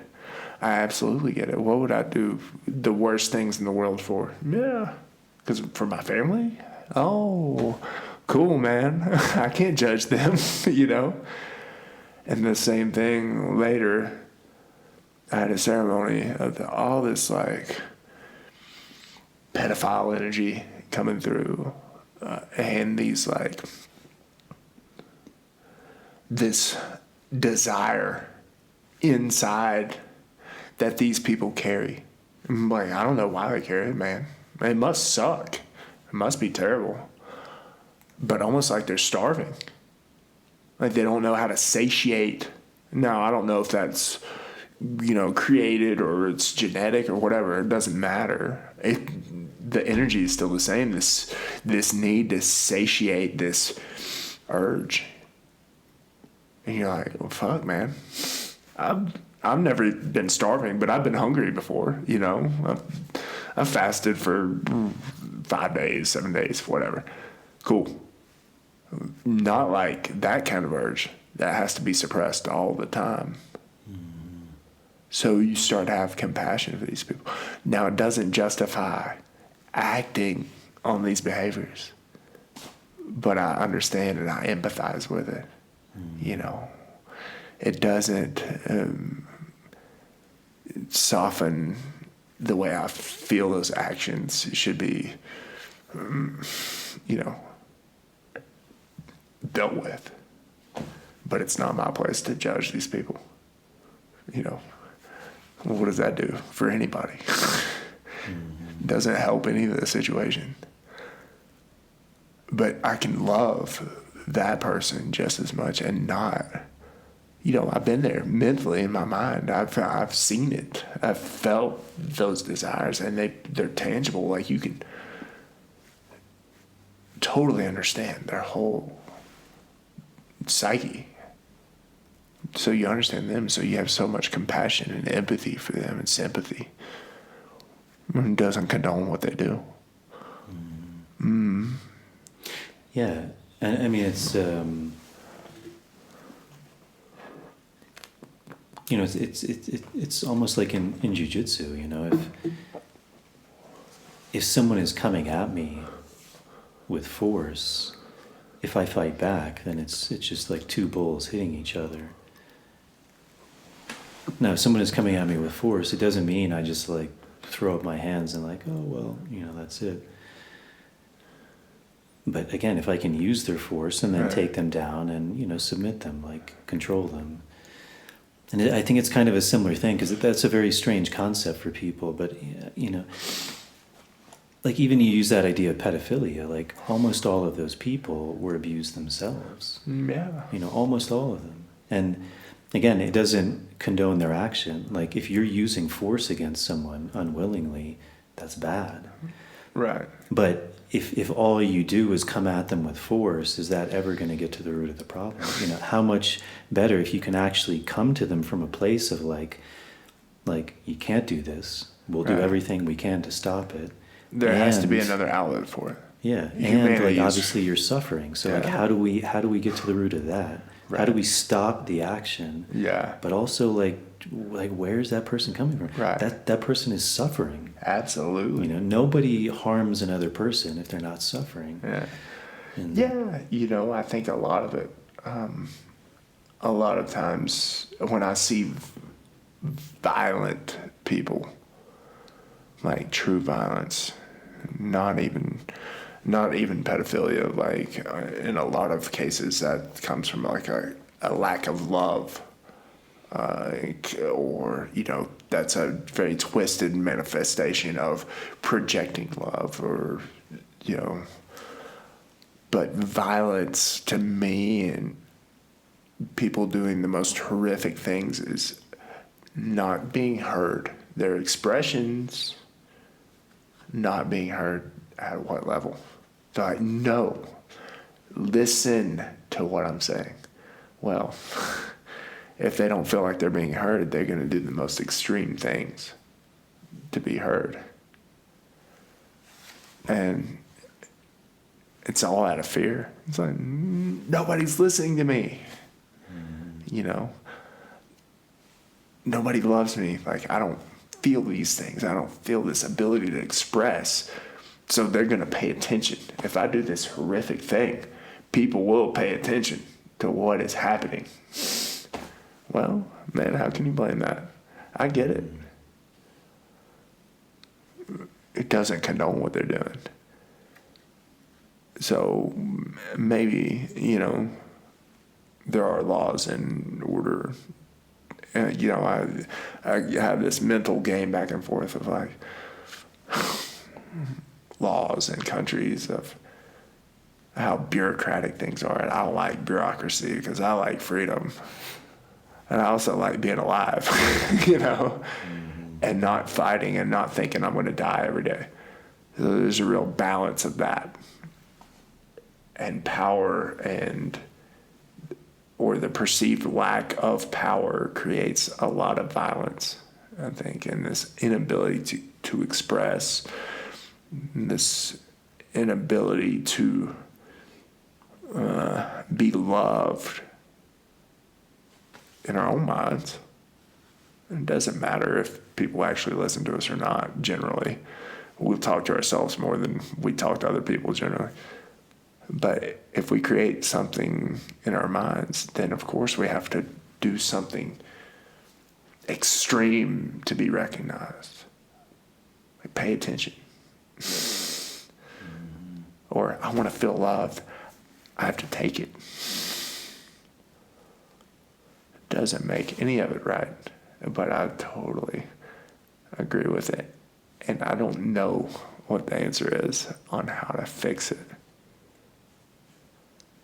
a lot of it, the trauma can be solved through medicine work. And there's people a lot better than me at it. You know, I've dealt with a little bit of it, but it's crazy energy to move, to evacuate from this plane, or however you see it. But I think there's a lot of hope in, you know, teachers, plants, to solve and kind of stop that cycle of what you're saying of, we know it's not all right, but we still do it for, you know, whatever it could be. Those are just the most extreme cases, you know. And hopefully we can,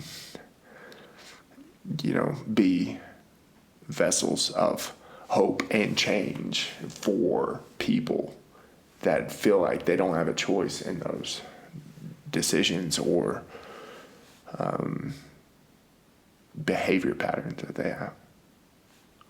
Yeah, I mean, it's something, it's like one of the jokes I'll often make is like, you know, if you want to see people who are angry or resentful, just like look at your Facebook feed. Right, yeah, man.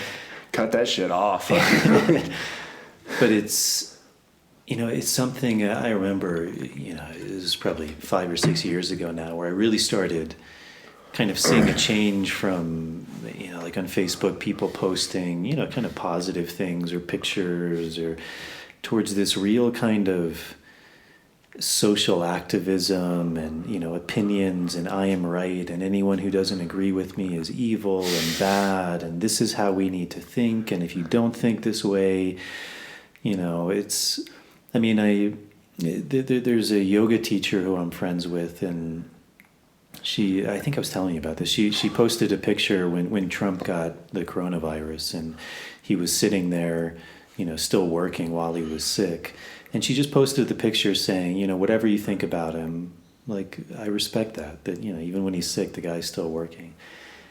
I mean, the backlash that I saw this girl receive was just, but it was something I noticed a number of years ago, and I started seeing a lot in ceremony, working with people, and then kind of, you know, following their journeys outside after, through Facebook, through different things they would say and stuff. And, you know, often, you know, again, it's a tricky thing because, like, activism can be good. It can produce change. You know, there's a value to everything. There's this pendulum to everything.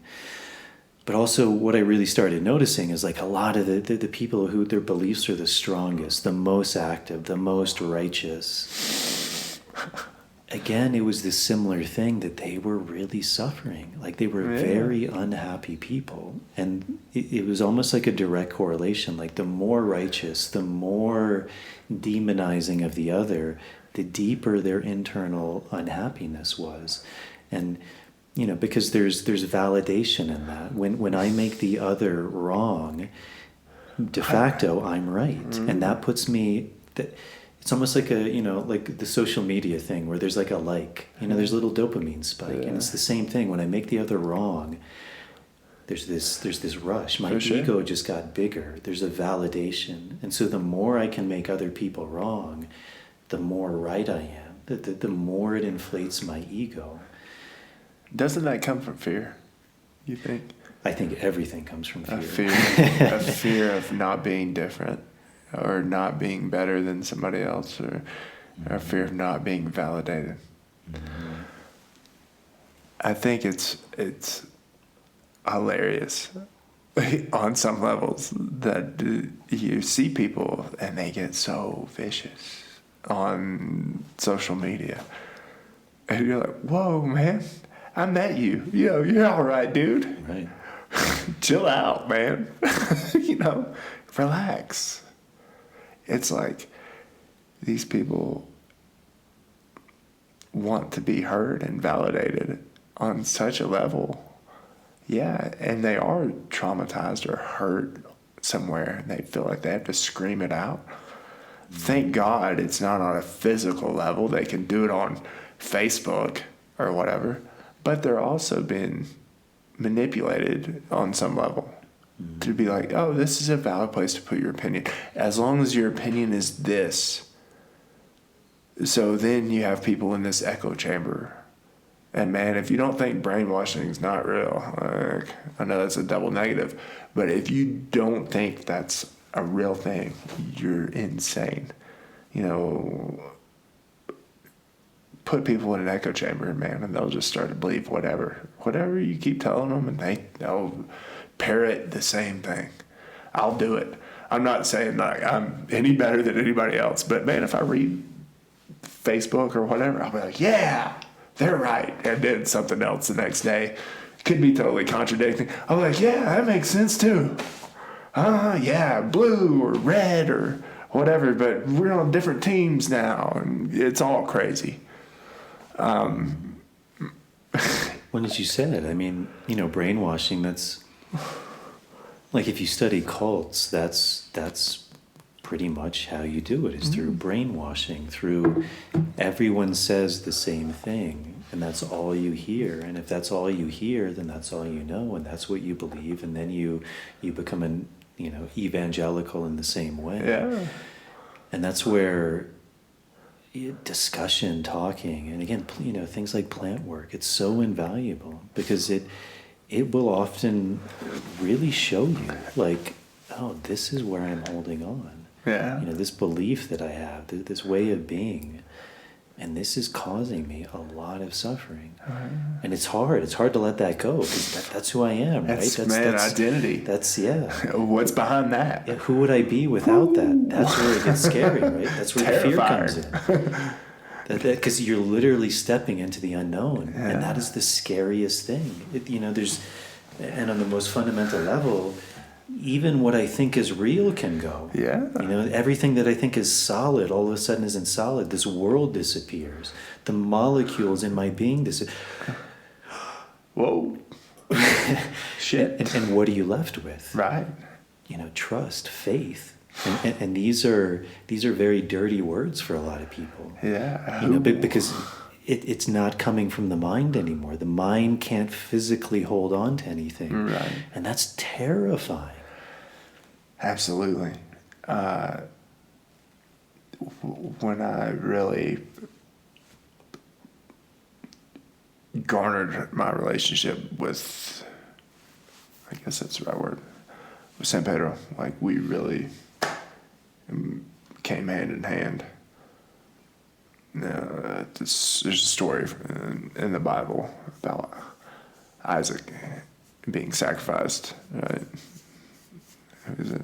I don't know, but it takes Aaron takes his son, and he's going to sacrifice him for God. Well, I kind of had the same experience. So it's like it took everything from me, taking all my money, my sanity, and all my relationships with my family, taking my family. I had nothing. I was like, well, okay, well, you still have you. We're going to take that too. I'm like, whoa, easy now. What do you mean? I kind of like me, you know, my faults and all. I'm like, yeah, well, that doesn't matter. You have to give up everything in this relationship. So you have this total fear of what I know and what I like and all these concepts that I have. And when those things disappear, what are you left with? And I was like, oh, no. It was like San Pedro took everything that I had and polished it off, cleaned it. I was like, okay, we just needed it for a minute. Here it is back. It's better now. Here. But terrifying. We're like, is this chair real? I don't know, man. I don't know my name. I had no idea of life, like conceptually breathing air. I don't understand reality. I was like, oh, okay. You gotta take everything, all your ideas, throw them in the trash. Here's what you need, man. And then build something new with it. Maybe something better. Because all that bullshit was just holding you back. I think it does. It's terrifying because our identity, who we are. Oh man, I'm full of suffering and sorrow. People know I'm down. I don't know why, man. I spent my whole life being suffering most of the time, full of sorrow, sadness. I don't know why. I've had a pretty good life. It was like, wow, why are you doing this shit? Throw it in the trash. But then you walk around and you're like, I don't know who I am. That was part of me. I have to fill that with some other thing. Hopefully it's much better, much nicer, much more of service to this earth, to God and to myself and to my family. Fucking terrifying. Yeah. And I think that's where this archetype of death, rebirth, you see that in all these plant medicines. Because to be reborn, you have to first die. And that's terrifying. You know, anyone who says otherwise probably hasn't gone through that experience. No. And it's... But there's so much power that comes from there. There's... You know, it's one of the interesting things, I think, as they begin to study these plants, is they're finding these things like neurogenesis, neuroplasticity, which is like the creation of new brain cells, the creation of new neural pathways. And I think essentially that's what all these traditions are saying. You know, they're saying like, first we need to go in and we need to like clean all the shit out. Like there's a lot of stuff. We need to clean that all out of the way. You know, all your traumas, your beliefs, your ideas of who you are, where you think you're right, where you're judging other people, all this needs to be cleared. Yeah. You know, and then there can be like an alignment, a coming together, putting the pieces back. And then there's this idea of like new possibilities. Like, so as you said, what are you going to fill that with? You know, you're polished now, you're clean. But that doesn't, you know, it's like a blank slate. It's like a rebirth. But then what comes in? And I think, you know, fascinatingly, I mean, that's what, you know, these indigenous people are saying. It's what science seems to be showing is, okay, those old neural pathways are now not firing. And now you have these new ones. But it's your choice. Yeah, what are you going to fill that with now? Right.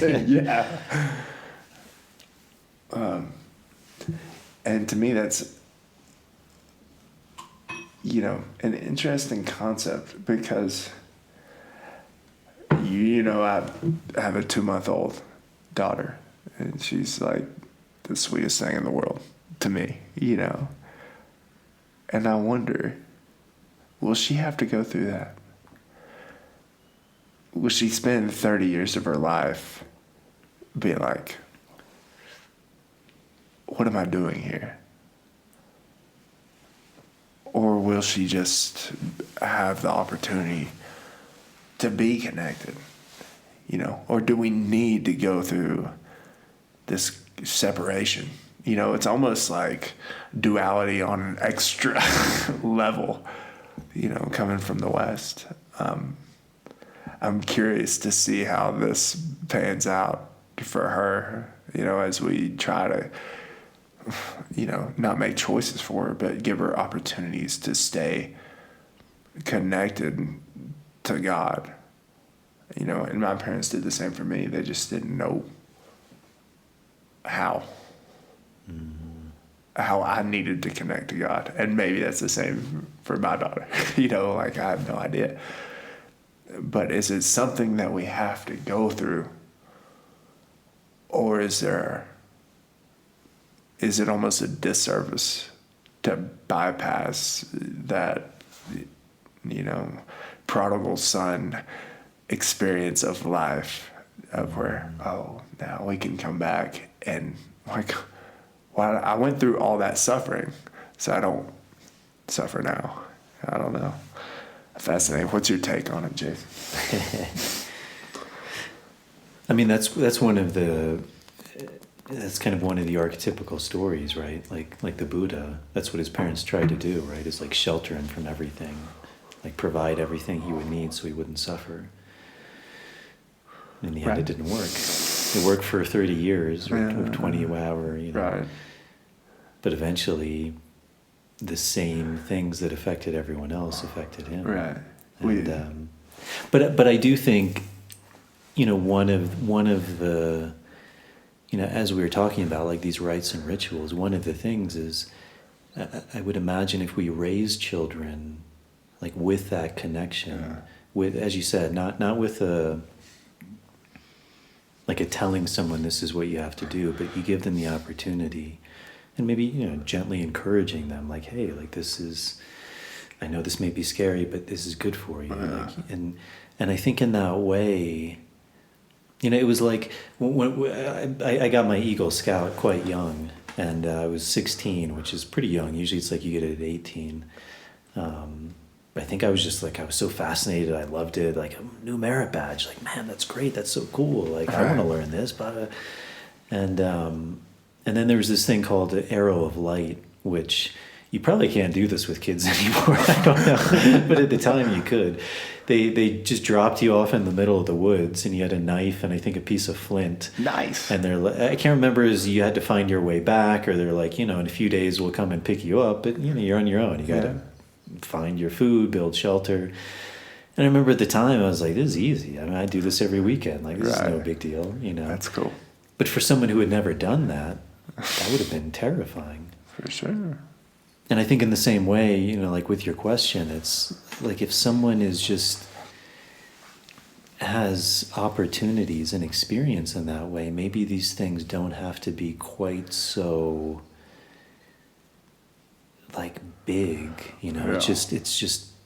it's like steps, along the way, and it's a more gentle path rather than like, I'm suicidal. Right. This is my last resort. Yeah. Generally, that's the way most people end up down here. Yeah. We make jokes that our kids will be like watching CNBC and wearing suits. like, I'm going to the city. I gotta make some stock deals. Yeah. You're like, well, that's the other option. Yeah, cool. Or whatever you want to do. Like, man, are you happy? Cool. We're like, man. Laughing about hippie parents. I'm like, that's not a hippie. But yeah, I think it's almost inevitable, and maybe it's a very small-minded view, but of some sort of pushback from your parents at some point.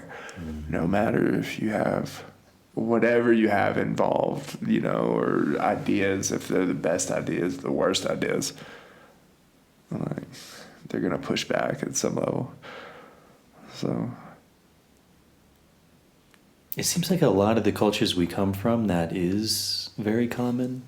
I mean, they even talk about that, like, skipping generations. And, I mean, it makes sense. Like, there's a natural pushback against all of the things you see in the parent. You maybe want to pull back and go the other way.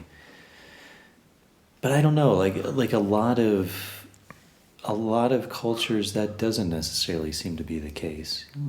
And maybe it's just there's not a choice, but the children just kind of follow in the parents' footsteps, and there's like a passing down of this knowledge. And yeah, I think choice might have some influence on that. I think it's probably an uncomfortable expression of growth. We may not like it as parents or as children, what our parents have taught us. So we might want to push, the opposite direction. And they're thinking they're doing the best for you, or, you're doing the best for them. Oh, well, they don't see it my way. Cool, man.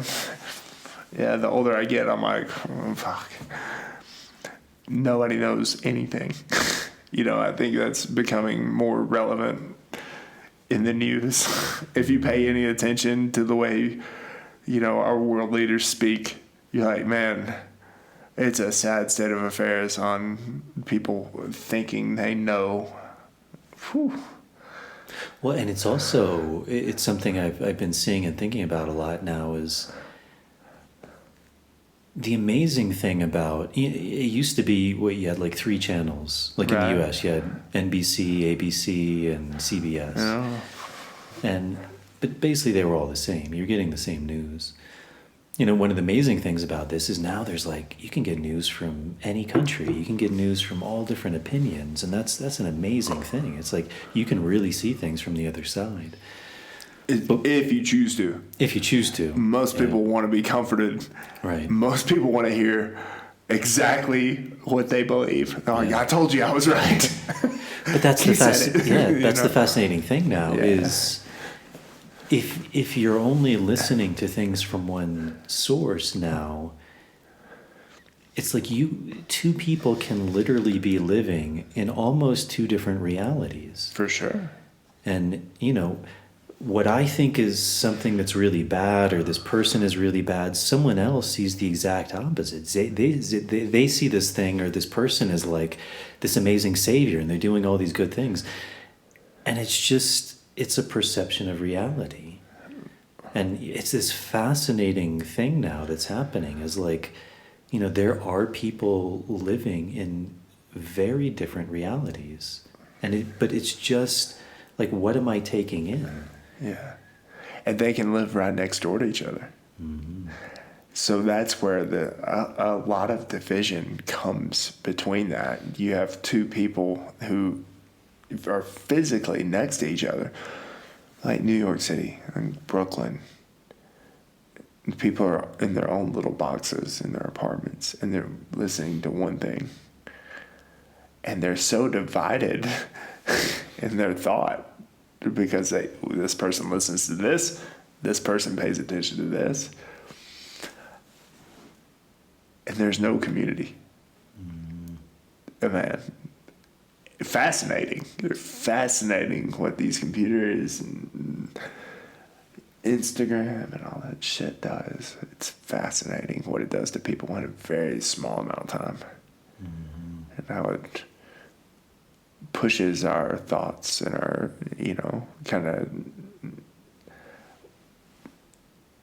kind of puts us in a box, whether we like it or not. But then it starts feeding us this information, either to piss us off or to, codify us or whatever. You're like, man. But you do that where people don't communicate. If they're in a skyscraper, I lived in Poland and a box of communist flats. And I could just watch people. I don't understand the language, but I would watch people and get, having different views and arguments in a little community. Man, multiply that by New York. You're like, fuck. Hard for it to sustain. Hopefully it does, But hopefully people learn how to come together throughout their differences. I think this will be the biggest teacher of all of technology. It's like, how do we look outside of that? That knowledge that we find on here, or so-called knowledge or facts or whatever. How do we still be neighbors? Fascinating. Or are we just going to fall apart and start hating each other? I'm interested to see. Yeah, it's a fascinating time in that regard.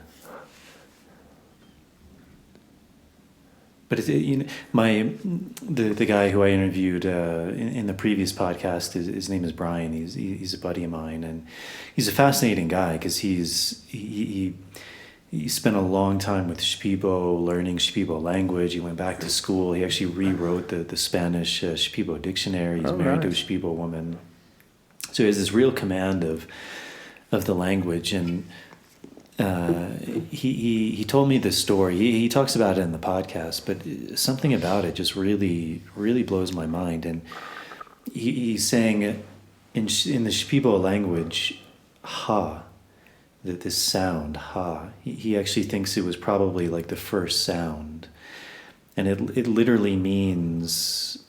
Sorry, Brian, if I'm getting this wrong, but it means this. Right. Like this is this. It's like a thing, like this, like ha, ha, ha. You know, and you can kind of see how a language would develop. You're like, ah, ha, ha. You know, and eventually you elaborate on that, and this thing now you somehow give it a more specialized name. Right. Now it's just not like, you know, thing, it's water bottle or right. you know, beer, Yeah. which I'm sure was one of the earliest things. Right. But then he was saying, so hakun is like the verb. It makes it a verb. So it makes this thing is now actionable, like it is. But on a deeper level, it means like that which gives life. Right. And that which gives life is true. That's the ha part. It's true. It's real. It's in existence, and therefore it means it's good. So something that's real, something that's a life-giving essence is good. Hakun ma is like the negation of that. So it means anything that's bad is that which is not true, that which is not real, that which doesn't support life. And you know, it's really beautiful because he was saying, like, literally in their language is this value system built in. You know, so for example, they have an expression hakun nete, and nete means like world or universe, and it also has this duality between time and space. So not only is it like universe, space, but it's also time, and the time is now, presence. So it's a common expression in Shipibo. For example, you'd say hakun nete, and what you're literally saying is this ever-eternal present universe is truth. It's that which supports life. And That's it's pretty cool, huh? Yeah.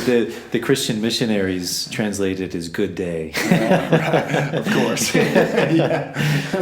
But, you know, he was saying this really fascinating thing that, like, the value is literally built into the language. You know, it's so like when you say hakun nete, you're saying this presence, this universe supports life. It's good. You know, and you'd have something else like hakun ma, like someone is like yelling for, I don't know, I'm just making this up, but Right. that would be hakun Oh, ma. man. So it's like already, like that's Yeah, not that's not supporting good. life. Yeah. Like that's not good. Yeah. So it's this Awesome, man. fascinating thing that where like literally the value, like it's built into the language, you know, like what is real, what is good. And I think for some of us, that's such a foreign concept, you know, because we're kind of taught with these ideas of like, well, nothing's really real, everything's relative, Right. there is no good, there is no bad. Right. You know, and it's like, well, no, like, Yeah. Man, you no, know, like that's nature. actually very yeah, fascinating. Yeah. And we've, you know, language is, at least English, is not necessarily the best vehicle that we have for expression.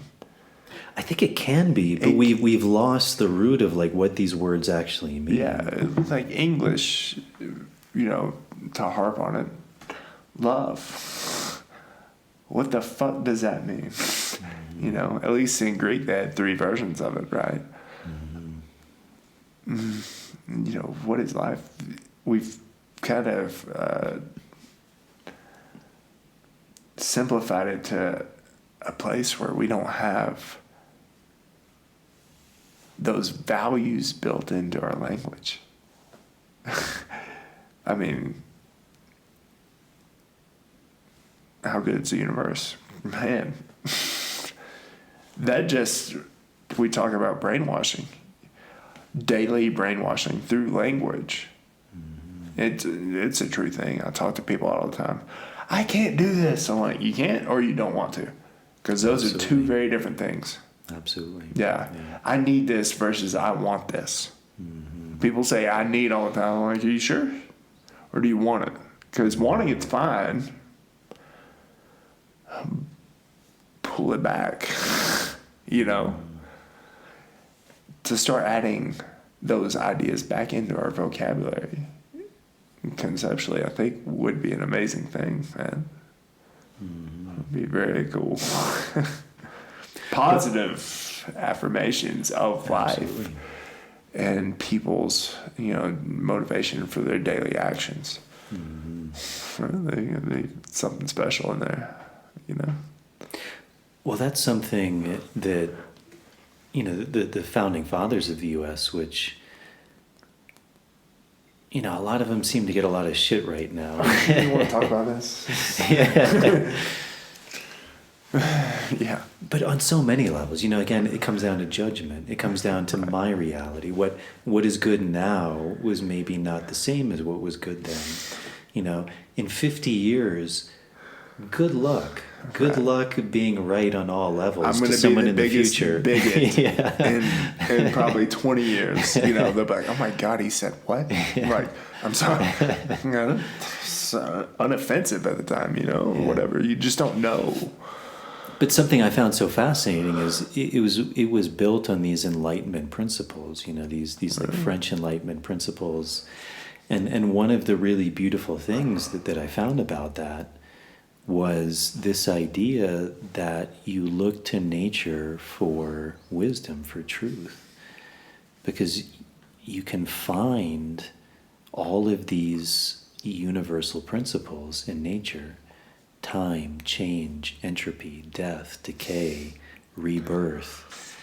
How do things work? How do things grow? What's needed to sustain something? Right. Everything is right there.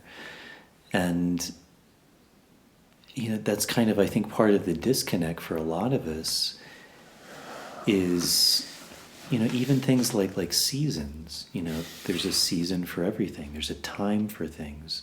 There's a time when you plant. There's a time when you don't plant. Why? Because the condition is right for that. You look at Eastern philosophy, like the I Ching. There's a time for action. There's a time for rest. And it's not that one is better than the other. It's just they're different. There's a time for action and there's a time for rest. It's not you always action, 100% of the time. That's where you get out of balance. It's not like you never do anything. You just rest and you're out of balance the other way. Yeah, and I think that's just something that we've really gotten away from is even this plant work, even the Buddha's journey, where did the Buddha's journey take place? Sitting under a tree, observing. Where does a dieta happen? In nature. So you're actually observing these subtle things, which can teach everything. Yeah, most of my time, if I have free time, is spent in the garden, planting flowers or vines or grass or something, because it's, this is new for me. It's not like a passed down knowledge. Of course, my grandparents had a farm, but I was too young to know what was happening. So now I'm figuring out for myself, when something needs water, when it's going to bloom, how much sun does it need? But I see so much of life in the way the plants work. So much I've learned from being in the garden that it's really priceless to me. Well, shit, I think that plant's dead. What do you do? Well, it needs more nutrients, or it definitely is staying wet too long or whatever. But, man, people are the same. It's we don't get enough nutrients. Well, you're probably going to wilt and die. And if you don't see those signs, yeah, you're definitely dead. You know, so get out in the sun. You know, do things, be active, have nutrients, take care of yourself. But you're like the plants, man. You close up at night, open up during the sunlight. You know, when it's cold, everything retreats to stay alive. And when it's warm, everything comes out and grows and blossoms. It's really beautiful. Like, man, it works for humans quite well. You know, humans aren't too far removed from bears. You know, we can hibernate most winter, you know, or cold times and do most of our work when it's warm. But we don't have that. It's not necessarily a luxury nowadays. So, but fucking fascinating to see how connected we are to plants. And just, to me, it's one of the greatest teachers I've ever had, you know. I remember being in Mongolia, and Mongolia has like pretty drastic seasons. You know, the summer can be very warm, intense sunshine, and the winter is cold, you know. And I was there in the summer, and, you know, even sometimes it could get like really cold when you're high up. And I would ask people, like, you know, when's your favorite time of the year? And I would always expect them to say summer, because that's when it's warm and, you know, things are happening. And they would always say winter time. I was like, what are you talking about? And it was because in the summer, you know, as you said, things come out. So that's when you have to work. You work, you prepare, you conserve, you get everything done. So that when the winter comes, you stay. A lot of people traditionally live in yurts or gurs, and you hibernate. You know, you sit in there. You're warm. You're by the fire. You're with family. You're singing. You're making babies. You're in there, and that's their favorite time. That's pretty cool. They did all the work, and now they kind of enjoy the fruits of their labor. Yeah, I was a mason for not like a conspiracy theorist mason, like a brick mason, stone mason. So I apprenticed after high school, and we worked all year round. I mean, it would be 15 degrees Fahrenheit, and we're pouring antifreeze into the mortar. Wow. So, you know, and it's cold as fuck. You're not supposed to be out working in that crap. You know, like, we've just been able to kind of break the rules through technology of what humans are supposed to do. And it's like, it's a very funny thing, man. You're like, man, I should not have done that for so long. It's not healthy. Yeah, sure, work during the summer. You know, spring and fall are better for outdoor labor, and then use your summer for indoor labor, you know, and your winter for indoor labor. Probably the way God intended it. I don't know, but it seems more comfortable. I think if people listen to their body more, they'd, you know, instead of their bank, that if they have that luxury, then they probably could learn a lot about sustainability and have longer, more fulfilled lives. I think that, because the shit I went through, I was like, man, people do this like their whole lives. Like, huh? Yeah. Why? You know, hard knocks. Mm-hmm. I mean, it's one of the interesting things. I mean, like, obviously our longevity has gotten longer the more time progresses, and I think a lot of that is like a lack of those harsh conditions, and but at the same time, and as you're saying in the beginning, it's like there's a softness that comes from that too. There's like, there's not a struggle. That's where I think like a lot of these issues that, you know, a lot of them maybe really aren't the biggest deal, but we make them a big deal because there's no struggle. Like, that's the biggest issue in our world, is this little thing, and it becomes this huge thing. Right. And like, I think about my grandfather, and, you know, he grew up prior to World War II, and I mean, he started working at like 8 years old. Yeah. He was doing this, and you'd go to school and you'd come home and right away, doing this job, working here, and went into World War II at 16 years old. Got scarlet fever, almost died. Came back home, married my grandmother, got a job at Sears Roebuck. Right. Would work, 9 to 5, come home, put his spotlight on, and start building his house by hand. This is before there's power tools. Oh yeah. Work until midnight, go to sleep, get up, go to Sears, Rinse and repeat, come man. back. Yeah. And I just think almost no one would want to do that anymore. No one would do that. It's too much work. They're nah.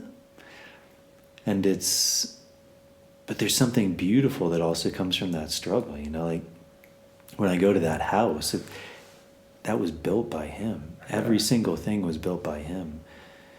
And I think there's a real reward and a satisfaction from that of like this was built by me. Like every tile. Absolutely. Like I did that. Yeah. The garden, my grandmother, everything was them. They never hired a plumber. They never hired an electrician. No. There was no maid. They did all the everything. perfections, all the imperfections, everything that you hate that you did. You did it because you were tired. You're like, fuck it, man. I'm not going to recut that. It's fine, But if we think of energy work, energy is what we put into things. Most people don't put any energy into things, into stuff. If somebody handcrafts a table or something, their energy's in there. They're building a house, their energy's in there. We don't do that. We buy. So we're one step removed from our energy being attached to something that we use every day. So I think about this all the time. It's how important is it to, when you're in a home, of the energy that's put into it, man. And your grandfather does all that. My grandfather did the same thing. World War II comes back. He's building his house. He does all that stuff. And you're like, man, you could hire somebody else to do that. And, he's a welder by day, then comes home, and is working on the house. Or working in the farm, or something. It's all the time. And that energy is, man, it's your life. It's everything. It's in this tangible thing that now I've created. And you can be proud of. And you can know. And you feel it, man. I have total belief that when we create something tangible like that, man, energetically, it's a very powerful thing. I'd love at some point to be able to build my own house. Whether it'll happen, in situations and finances, who knows? But man, for 2 generations removed, amazing. I think it's beautiful, man. Fuck. What a blessing and an honor to be such a steward of the land, and to do something beautiful that you care about. It's cool if you hire somebody to do something, you have an idea. But if you care, it's yours. Think about the passion that comes in. When I used to build houses, I wanted things to be right because it was my work, but I wasn't passionate about the house or the construction. I was passionate about my work. I didn't really give a fuck about what else went on. But I think, man, anything, gardening, yard, anything we create, if we're passionate about it, man, the energy is held in there. And I think it's a very cool thing. Mm-hmm. Very lacking in our, daily life now for most of us. It's kind of a shame. I see a lot of people come through who need a passion. It's to create something tangible, something they can feel, not an online thing that goes away and then is replaced with something else. Yeah, I made a TikTok video. Cool, man. don't give a fuck about that. What's one of the biggest things is, I mean, maybe the biggest thing that I see people coming down for this work is there's a lack of purpose. Yeah. And, you know, it's an interesting thing because I don't want to say this is an absolute, but in general, from my experience, I haven't seen ayahuasca tell someone like, this is your purpose, right. or any of these plants. This is what you need to do. Because that's feeding the same thing that's causing the suffering, you know, like there's this thing that I need to do, and if I find this, then I'll be happy. Yes, of course. Right. But, you know, as you said, like why can't there be beauty like in everything I do? Yeah. You know, like imagine if I built this house and then I live in this house. Every single day I look at that, and there's a reward mechanism that's going on that's far greater than, you know, a like on Facebook or something. Right. It's like, you know, you put your hand on that, and it's like, I built that. Mm. You know, and every day when you sit in your chair and you know, like I would just think about like my grandparents, and, you know, they sit back in their chair at the end of the day, and there's just this peace. Like, we built this. This is it. This is it. Yeah. You know, we don't have like some life's purpose of like, if I achieve this. No, this is here. This man. is happiness. Yeah. Like, we built this. You know, and we continue. Like every day we're working, and then at the end of the day, we're tired. You know, we eat, we cooked a meal. Right. You know, and now this is the time for rest. You know, the day was the time for action, and now the night is the time for rest. And, you know, again, going back to these natural cycles of how the world works. Yeah, and you think of probably how people before Henry Ford, you know, of manufacturing, before repetition and precision in repetition, right? Of something that is not complete. Like, I'm very good at building this one part, but I have no idea how the whole thing works. People would spend part of their life learning how to build a house so they could build their own house. And then once they built a house, they were done. They didn't build more houses. They built their house, and then they would farm or whatever to feed their family. They were constantly learning new skills, adapting new skills. You know, if they needed to sell something, they would make a pottery or paint or make something beautiful that no one else could do. Then they had, you know, a market for what they were doing, or they grew something they could sell.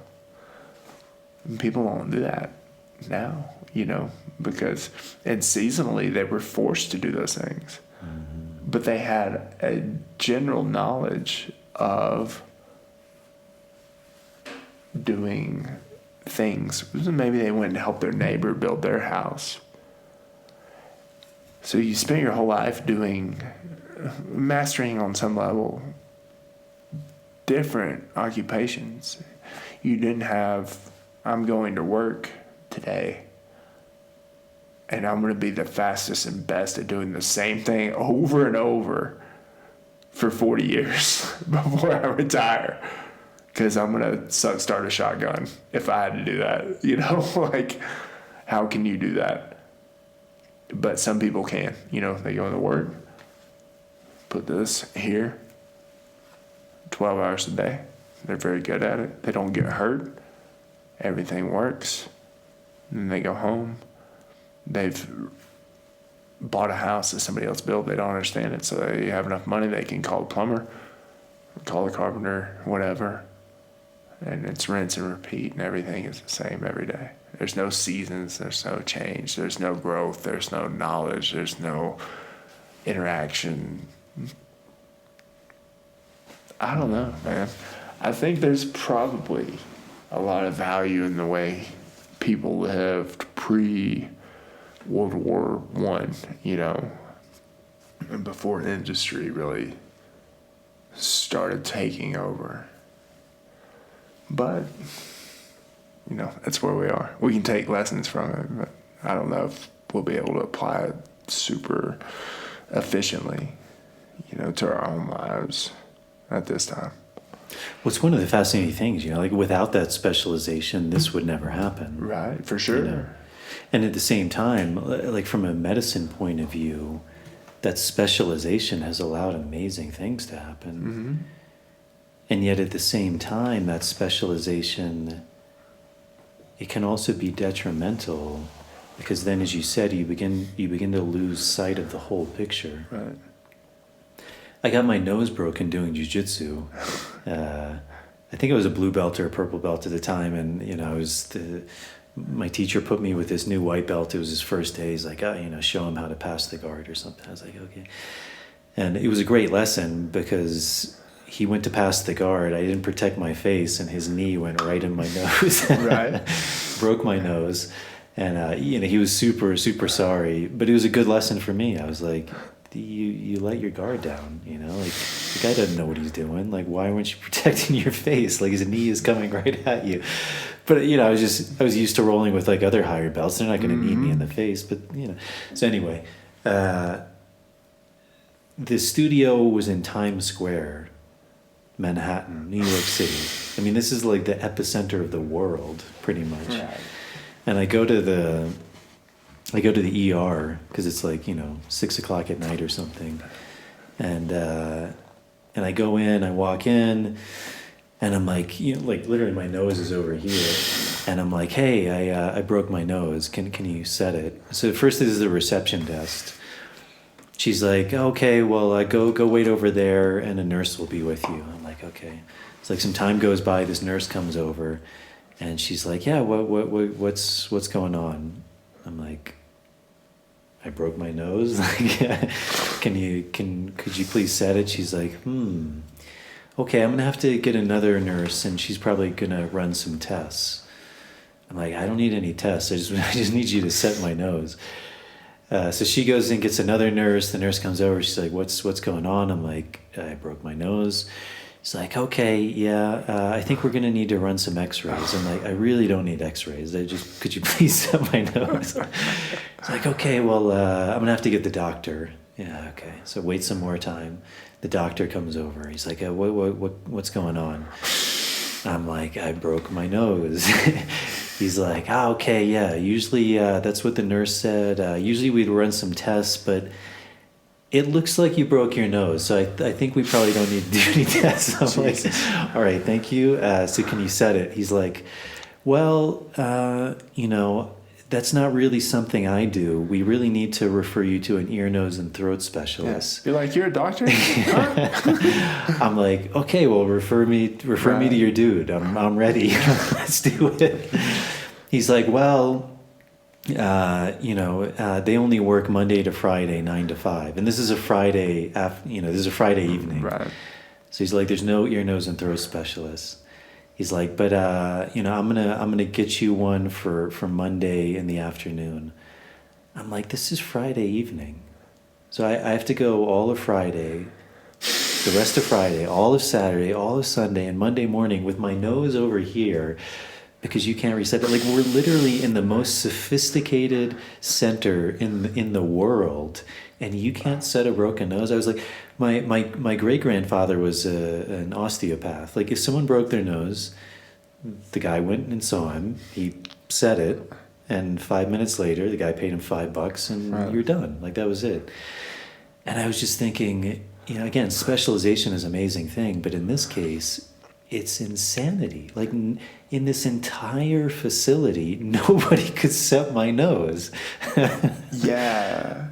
And what an example of specialization and diffusion of responsibility, which is also a terrifying thing. Like, at least understand. I mean, if you have the title of a doctor, a medical doctor, general understanding of the way the body works, but I know that's not the case, nowadays. But just a general understanding of fixing simple things. A broken nose is not a very tragic thing, man. You pull it out and straighten it, and then hold it in place for 6 weeks. Good, we're good to go. Same thing with fingers generally and toes. So it's funny when somebody's spent 12 years of their life, 8 years, 12 years, whatever, and they can't set a nose. That to me is terrifying. And then the COC, or the chain of command that you had to go through to figure out that you couldn't get your nose fixed, that to me, or it's like a very simple representation of bureaucracy in government. You're like, no, yeah, I can't do that.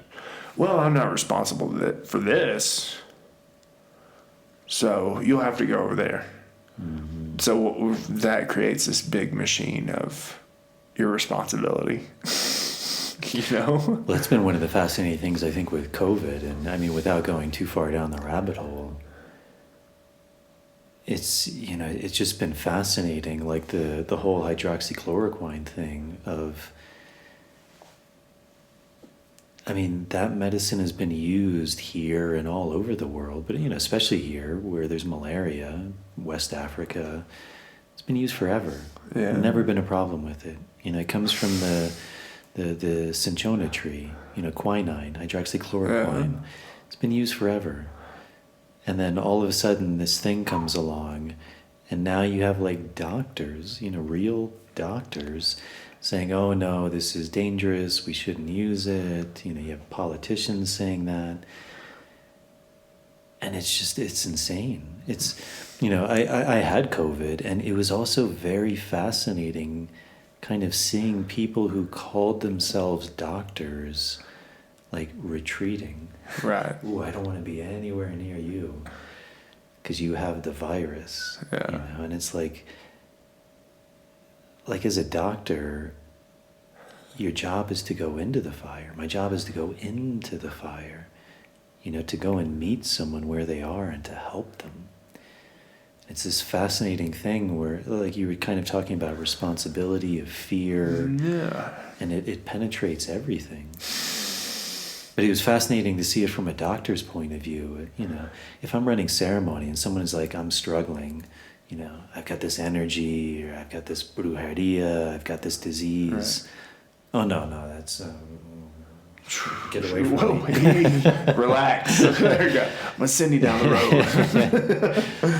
Yes, my job is to go into that. How do I help this person? Right. How do I aid? How do I?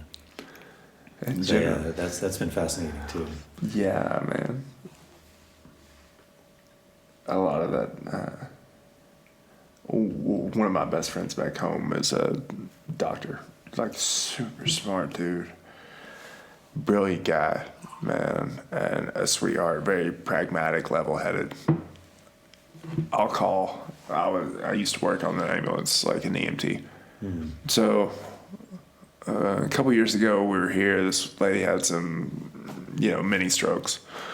So I'm calling him or texting him with like a diagnosis sheet. I'm like, hey man, what do you think? She need to be seriously concerned? And he's like, no, she's fine, man, but she needs to go get a scan. And he's like, here's the kind of scan you get, whatever. I'm like, thank you. So he's very intelligent, and I trust him. But back before Obamacare, when I went to the doctor, they're like, you need to be on blood pressure medicine. Mm-hmm. And I was like, what? I was like, well, I'm 27. Are you sure? I'm like, yeah. I'm like, you don't think I could change my diet? Or maybe it's the day? This is like a very respected heart doctor in the city I grew up in. He's like, no, it's probably genetic, man. Just take this. It's fine. I didn't know any better, so I'm like, whoa, okay. And I took it and I felt flat. Like I could barely get out of bed. It's like I'm so vasodilated. I didn't have enough blood to pump through my body, I'm like, oh, it's so tired all the time. I was like, no, I'll take the consequences. I changed my diet. Everything was normal. Went back to the doctor. Same guy. He's like, huh, that's strange. I was like, yeah, man. 6 weeks later, I changed my diet, threw your pills away. I'm healthy. Strange, But I think, doctors now, it's like, I prescribe this for this, and that's what I do. It's like cause, effect, done. No mas. But when I was on the ambulance, I would take diabetic people to dialysis a lot. Probably, one of the most tragic things about Western society, or at least the U.S., was seeing these people die with very little hope of ever being cured. And you go into a dialysis clinic for, it transfers blood, takes sugar that can't be processed out of the blood. And these poor people, man, it's tragic. It's absolutely tragic to watch. And then you go in there, and these people are addicted to sugar. So they have candy machines inside of a dialysis clinic. So they're feeding their patients what's poisoning them. And unbelievable to see what happens. And these people will sit there for 4 hours having blood removed from their body, and they're cold and they're in pain, and then, man, it's sad. And they walk around and they hand them Coke or Sprite during their cleansing process to help them stay awake, to prolong their life. Man, like, yeah, it's insane. Absolutely insane. Like, what the U.S.'s version of healthcare looks like to me. It's like, no, just fix me, man. Put this. And that's the thing. That's like that duality. Like it is the most advanced in the world in many ways, right? And then in other ways, it's like these basic things are overlooked. I mean, I remember when I started getting interested in nutrition and plants, 20 years ago or something. It was not common practice that a doctor would recommend changing your diet, changing your lifestyle, exercising. It's getting there. I think a lot more doctors are open to that. And I think that's something that's really fascinating now about, like, what we would call plant medicine, these things that are psychoactive. Is that something that's been demonized for generations, and yet is probably at the essence of all religion. Right. And I think there was just an article published like a week or two ago that in a medical setting, using psilocybin was 5 times more effective than pharmaceutical medication. 5 times more effective. So if you have someone with depression and you give them pharmaceuticals, you're curing 1 in 5 people that you could be with this other medication that has 0 side effects. Right. There's no long-term side effects, at least that have been shown, and it's crazy. And it kind of goes back to this idea we have of reality, our views, that we just we believe so strongly in certain things, and we demonize these other things that we're actually willing to do harm to people, because that's what it is. Or harm to ourselves. Yeah. I see it all the time in myself. I'm like, no, that can't be true, but I'll continue to believe it. Old thoughts and old patterns.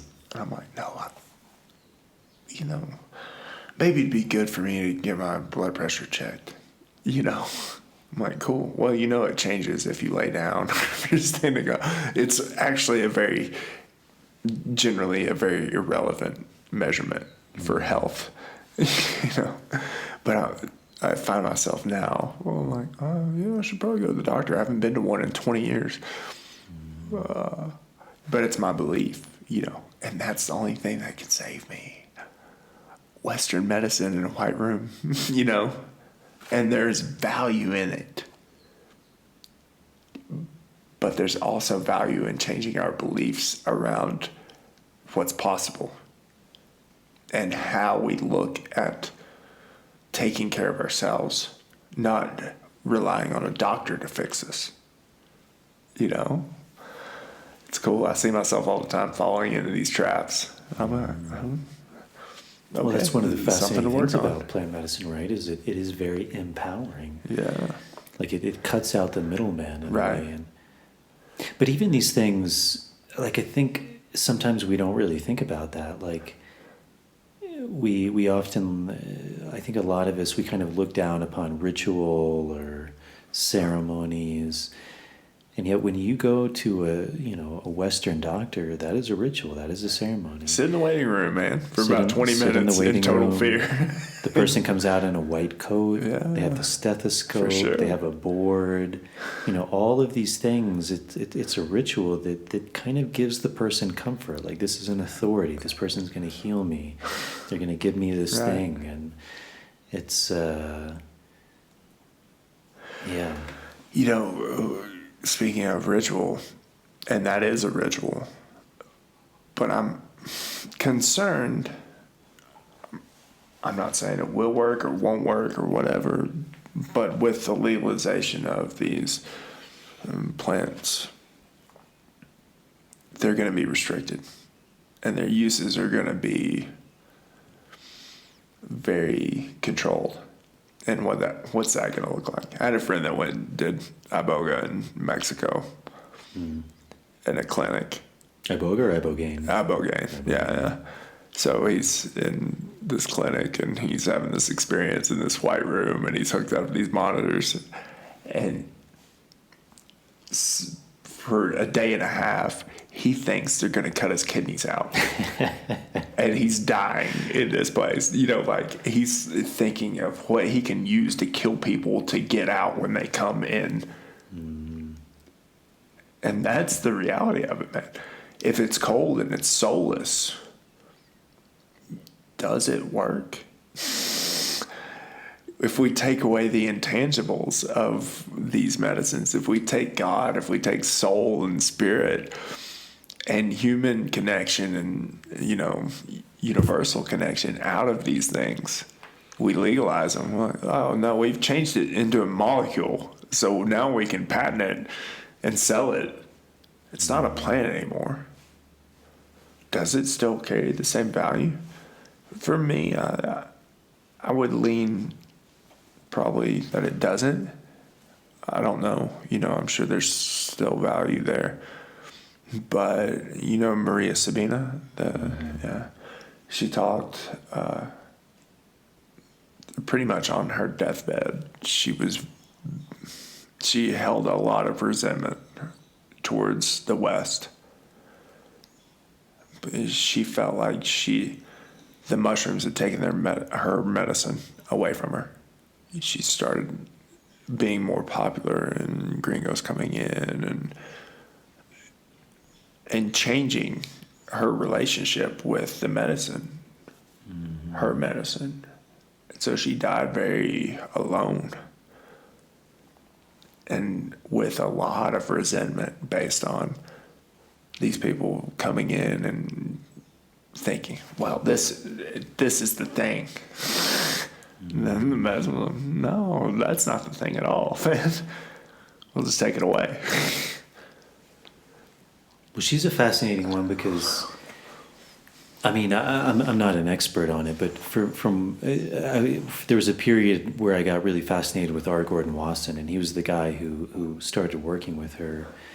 And it seems like in the beginning, because he was the one who first synthesized it, and you could take psilocybin in a pill rather than the actual mushroom.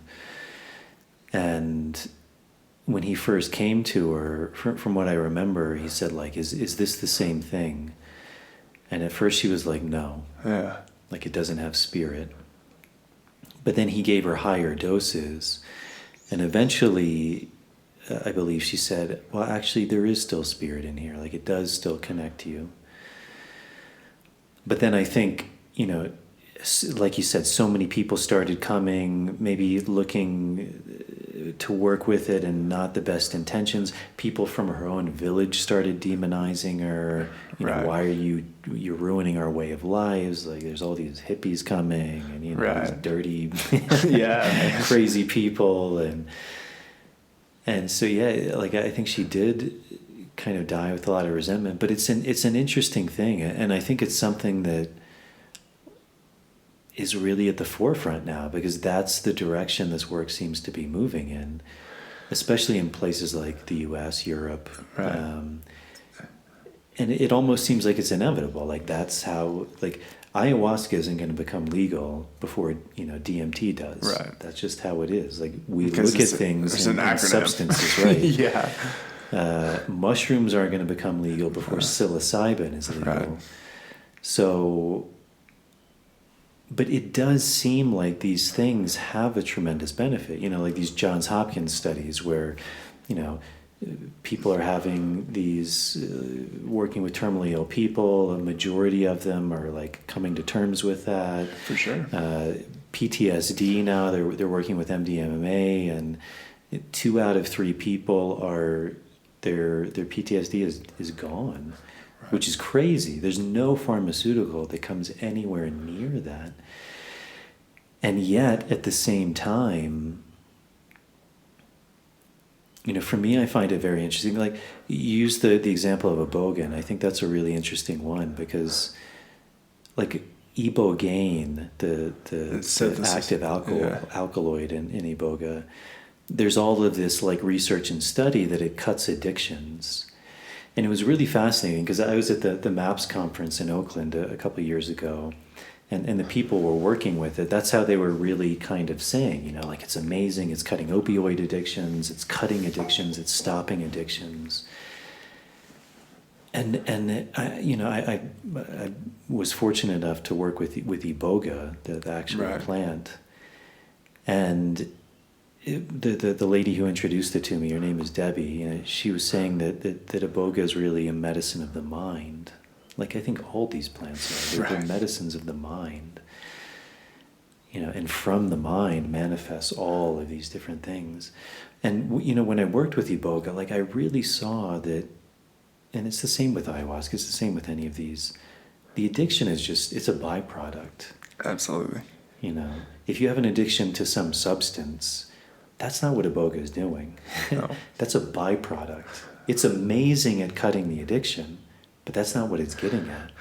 It's actually getting to the root of the illness, which is the mind. Yeah. Because the mind, it doesn't matter who you are, the mind is addictive. For real. It doesn't matter if you have a drug addiction or a sex addiction.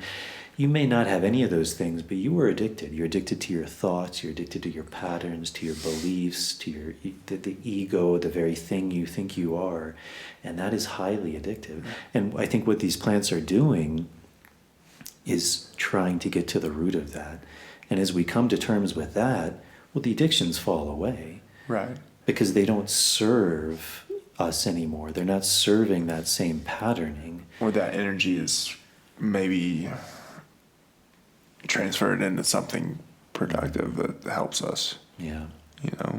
And so, like, with something like synthetic, like ibogaine, I think it's amazing. Like, if that's what you're using is to stop an addiction, probably it's going to work. And again, as long as you continue to do what you learned rather than falling back in old patterns.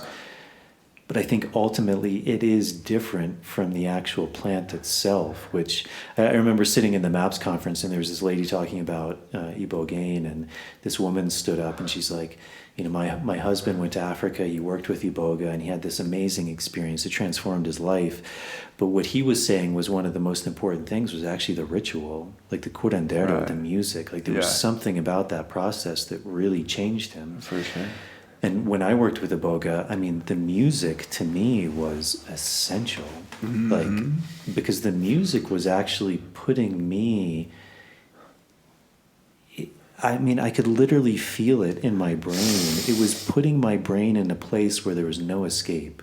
It was this looping music. It was like ding ding ding ding ding ding ding ding ding ding ding ding ding ding ding ding ding ding ding. And it was horrible. Yeah, right. It put me in this looping thing where there was no escape. And it was fascinating because it was a couple who was giving it. They give a little like pre-ceremony talk, and the only thing the guy said was they give you this little plant rattle, and they said if you get stuck in a loop, just shake the rattle. That was it. Yeah. I was like, that's the advice? Oh, cool, man. Thanks. Like, I thought you were going to tell me maybe something that may Right. happen, or, you know, like, Yeah. you know, that was it. That was the pre-ceremony talk. Sure enough, I found myself in a loop, and that rattle seemingly was the thing that saved me. Right. But I could see how the music was aiding in putting me in this loop, which was also the death ceremony, which like it just made sense. Like, that is death. Right. It's this loop, this mind loop that there is no escape. You know, everything that I think is real. There's no escape from that, and it's infinite. It's cold, it's dark, it's dead. There's no point in life whatsoever. We're just these mechanisms of, you know, numbers and parts and, Right.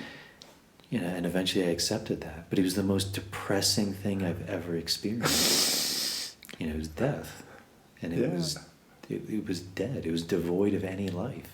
And there was just, I won't get too much into it, but then there was the rebirth, which was incredible. Right.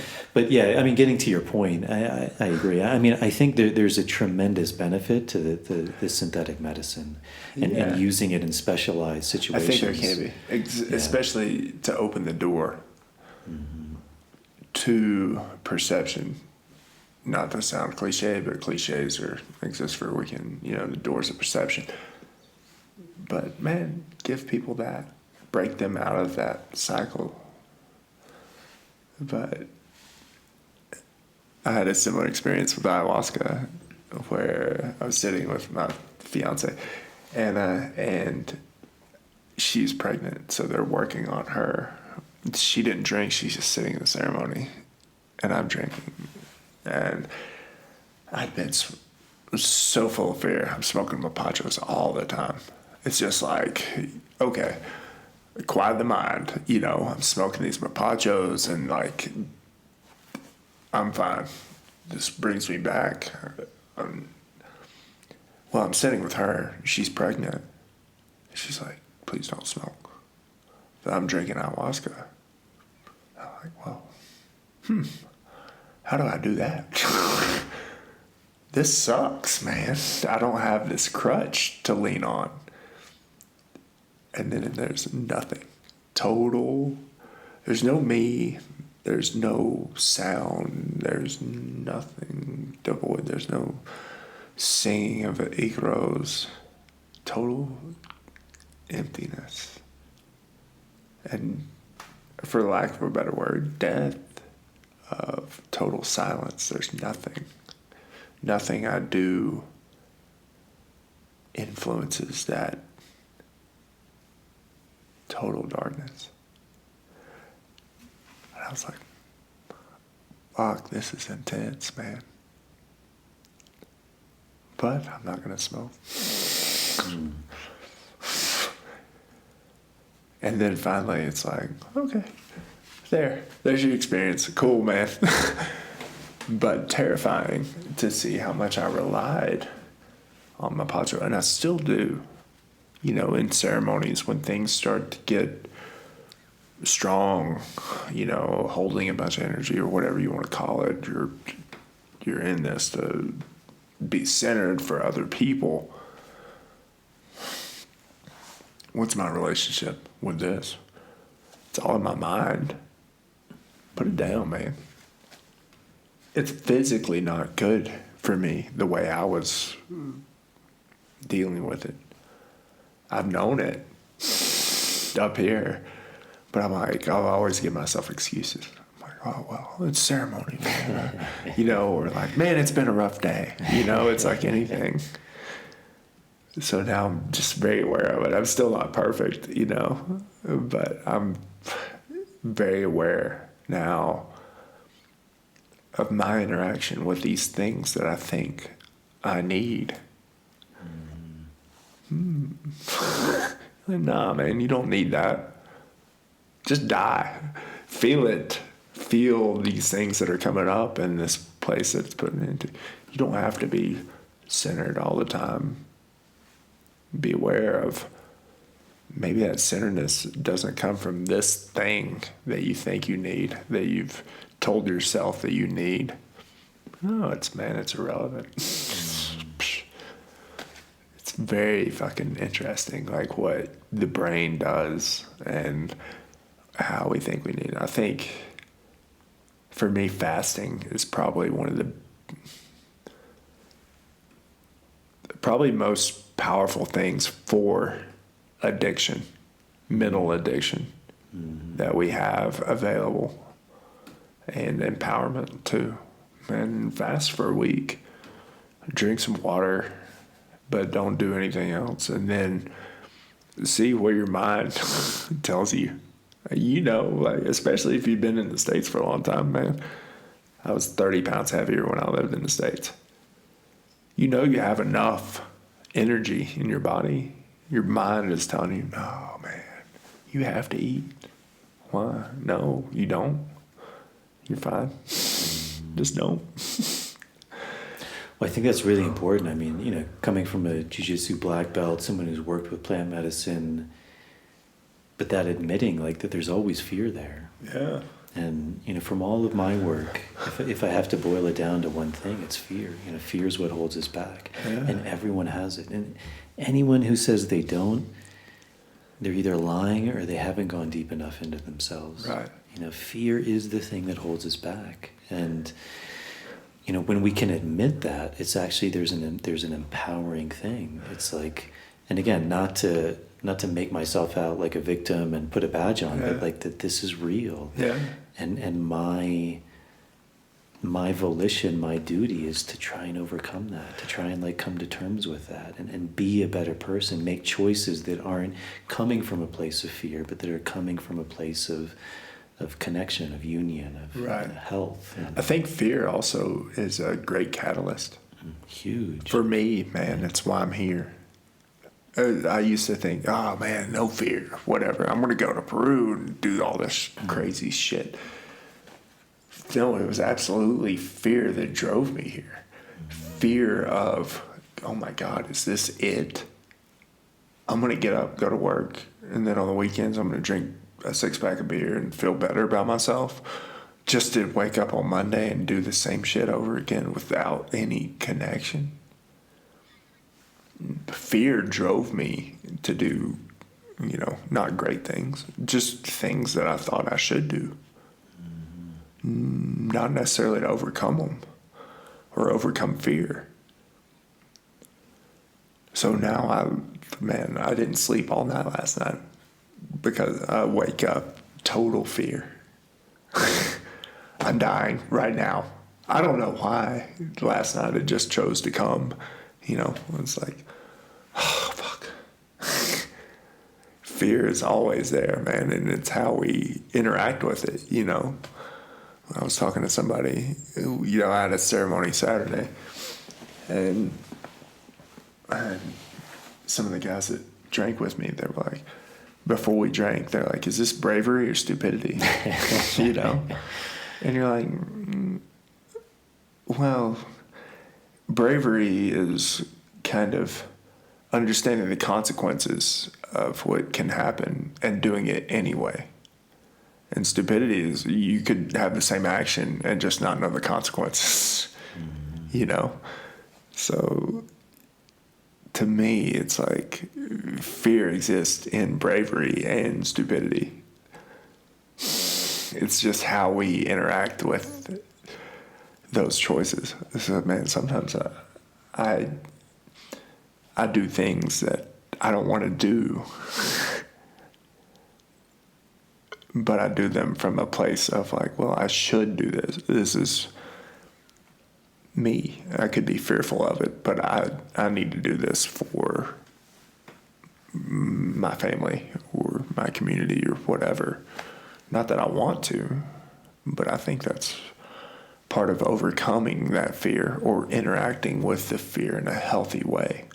You know, like I traveled down here after getting a black belt. Like, man, I'm not the toughest black belt ever. You know, like my buddy lives right down the road from Andre Galvao, you know. And he's like, man, you should come up and train. I'm like, man, that guy's terrifying, you know.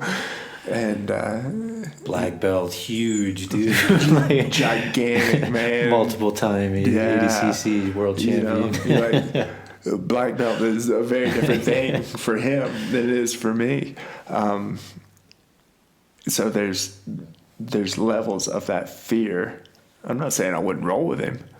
I'd be very fearful of it and very aware of where I put my limbs, so interacting with that fear of guys. And when I got my black belt, coming down here and traveling in Europe, I'd go to these academies because I want to train. And like, I don't have to impress anybody. For me, I'm like, cool, man. I just want to roll and have fun and whatever, learn some stuff. And then you have these guys that like, oh, this black belt dude, this gringo coming out. I'm going to smash this dude. I'm going to show my instructor how tough I am. So you have these guys who fucking work out all the time trying to rip your face off. And you're like, cool. So for 2 years, I never threw a submission intentionally, because I don't want to go into somebody's gym and then try to tap somebody. I just want to be their friend, man. I'm like, man, if anybody tapped, it was because I mounted them and wouldn't let them up because I was tired. It's like, no, I don't want to go for anything. No, I'm going to chill here. And then just kind of show you that my jiu-jitsu still works, but I'm not trying to be dominant over you.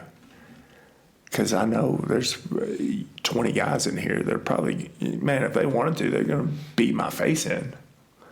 So, through Colombia and stuff, rolling with these guys. Every time I'd walk in a gym, I could feel it, man. And maybe it's my own perception, my own creation of this fear. Then, you tap hands with a guy before you roll. They're trying to murder you. You're like, oh, okay, I see where this is going. Like, cool, man. Let's see how far I can go in it and face my own fear and live in, kind of in a good relationship with that fear. Mm-hmm. But, being very aware of fear and how that influences your life in a positive way and a negative way. Man, it's just like happiness and joy. It's a tool of our mind to allow us to do great things and stay alive. So is judgment. People are like, no, I don't judge. Man, we all judge. Every day. Every day we better. Mm-hmm. Or we'll walk on the road and get hit by a car. Exactly. You better judge everything, man. Mm-hmm. Now, it's what your mind does with that judgment is the negative thing. It can be also very positive. It's like you have all these people fighting all this judgment, fear, everything. No, man, I don't have that. I love everyone. Yeah, cool, man. I love everyone too, but I judge them. And I have a lot of fear. And you better if you want to stay alive.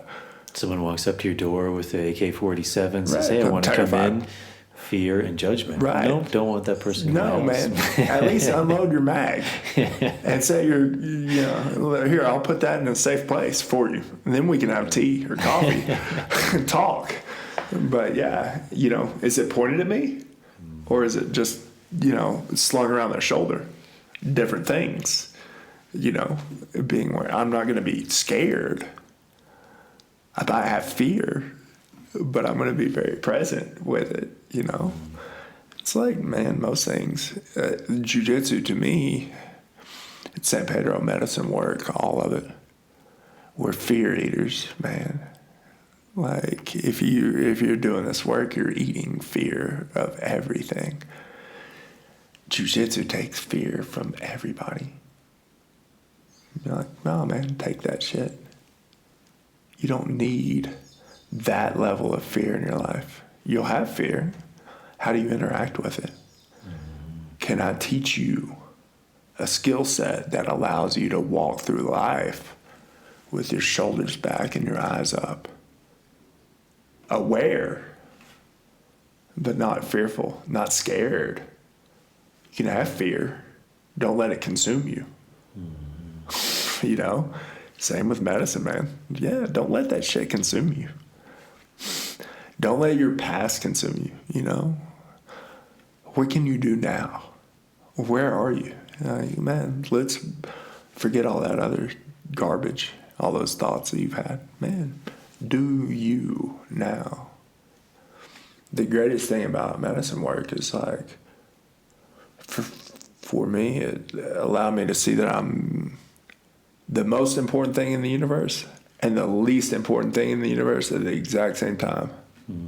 And so freeing that nobody really gives a shit what I do. You know, I'm my own worst critic. Nobody's really paying attention to me. They're not trying to rob me. If I'm not the weakest person out there, I'm probably not going to be the victim. Same thing in life, man. Just don't be the weakest. Don't be fearful. Don't be scared. You can have fear. Just don't let it consume you. Man, and what a powerful thing that is. To teach women that they don't have to be terrified. You know, here it's very different. You know, in the States we would teach women self-defense seminars for free for our community. Like my instructor, that was his thing. He's like, man, we get a group of women together, we always teach. 30% of the women had been, you know, attacked in some way or viewed themselves as victims of attacks. Here, not so much. It's not random attacks. It's not rapes. It's not robberies as much. It's domestic, so it's different. You know, Poland, it's different when I was teaching over there. Allowing people, showing them certain things that they can do where they don't have to be a victim. What else is life, man? You don't have to be a victim of this. Be powerful, man. Doesn't mean you have to be the most powerful. Just keep your eyes up and your shoulders back, walk through life and do what you want to do. And when something comes up, we'll deal with it then. Let me give you the tools to do it, whether it's through medicine work, through jiu-jitsu, through conversation, you know, through help me support that growth, you know, help God do it, you know, believe in God, universe, spirit, whatever, you know, give people the power that they have, you know. It's not giving it to them. It's just showing them they have it, you know, through a certain set of tools. What else? That's some cool shit, man. You know? Well, that might be the way to end it, brother. Yeah, perfect, we're over 3 hours, no and that kidding. was a pretty epic last speech from you. So, yeah, cool. That's skip the first hour, man. I was super nervous. You know, I still don't like talking very much. Yeah. Well, that was great, man. Yeah. And anything else you wanna address? No, we have a website.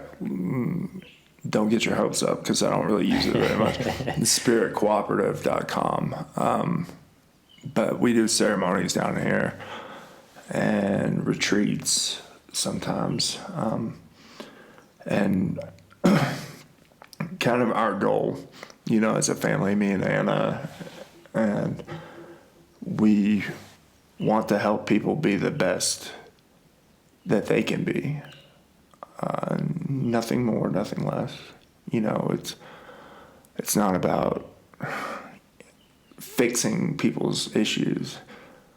Generally, we'll help however we can, but it's about allowing them to gain the power to fix their own problems, you know, their own issues, and walk through this life in a fucking great way.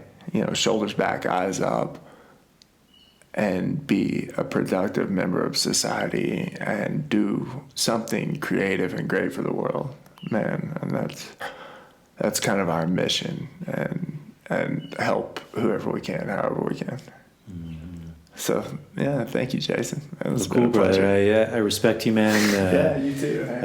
It's been a pleasure for me just rolling again. You know, being 7 years in the jungle. It's jiu-jitsu is probably the thing I miss most, and it's been a pleasure coming back. And you know, you remind me a lot of kind of the school where I trained. Just, you know, integrity, patience.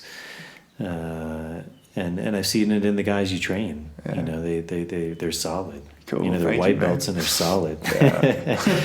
And so yeah, man, I love what you're doing, and you know, talking to you has been a pleasure, and I think anyone would really be in good hands coming and working with you, because you know, those principles that you learn through jiu-jitsu, they transfer into life and this work, and being able to hold the space, hold it with integrity, you know, going to the fundamentals of what's actually important, what's true, is just, it's so important, and it's something we all need right now. So yeah, man, I hope some people reach out to you, and I look forward to keep rolling and learning from you too. Yeah, for sure, man. Yeah. I'll learn from you too. Yeah, thanks, brother. Yeah. Thank you, man. It's been a pleasure, man. Yeah, thank you. Yeah. Cool. Okay, everybody, that is it. Thank you for tuning in. I hope you enjoyed that conversation. I really enjoyed talking to Chase. As always, if you're able to help to support the show, Patreon is a really good option. Patreon.com. There's a link in the show notes.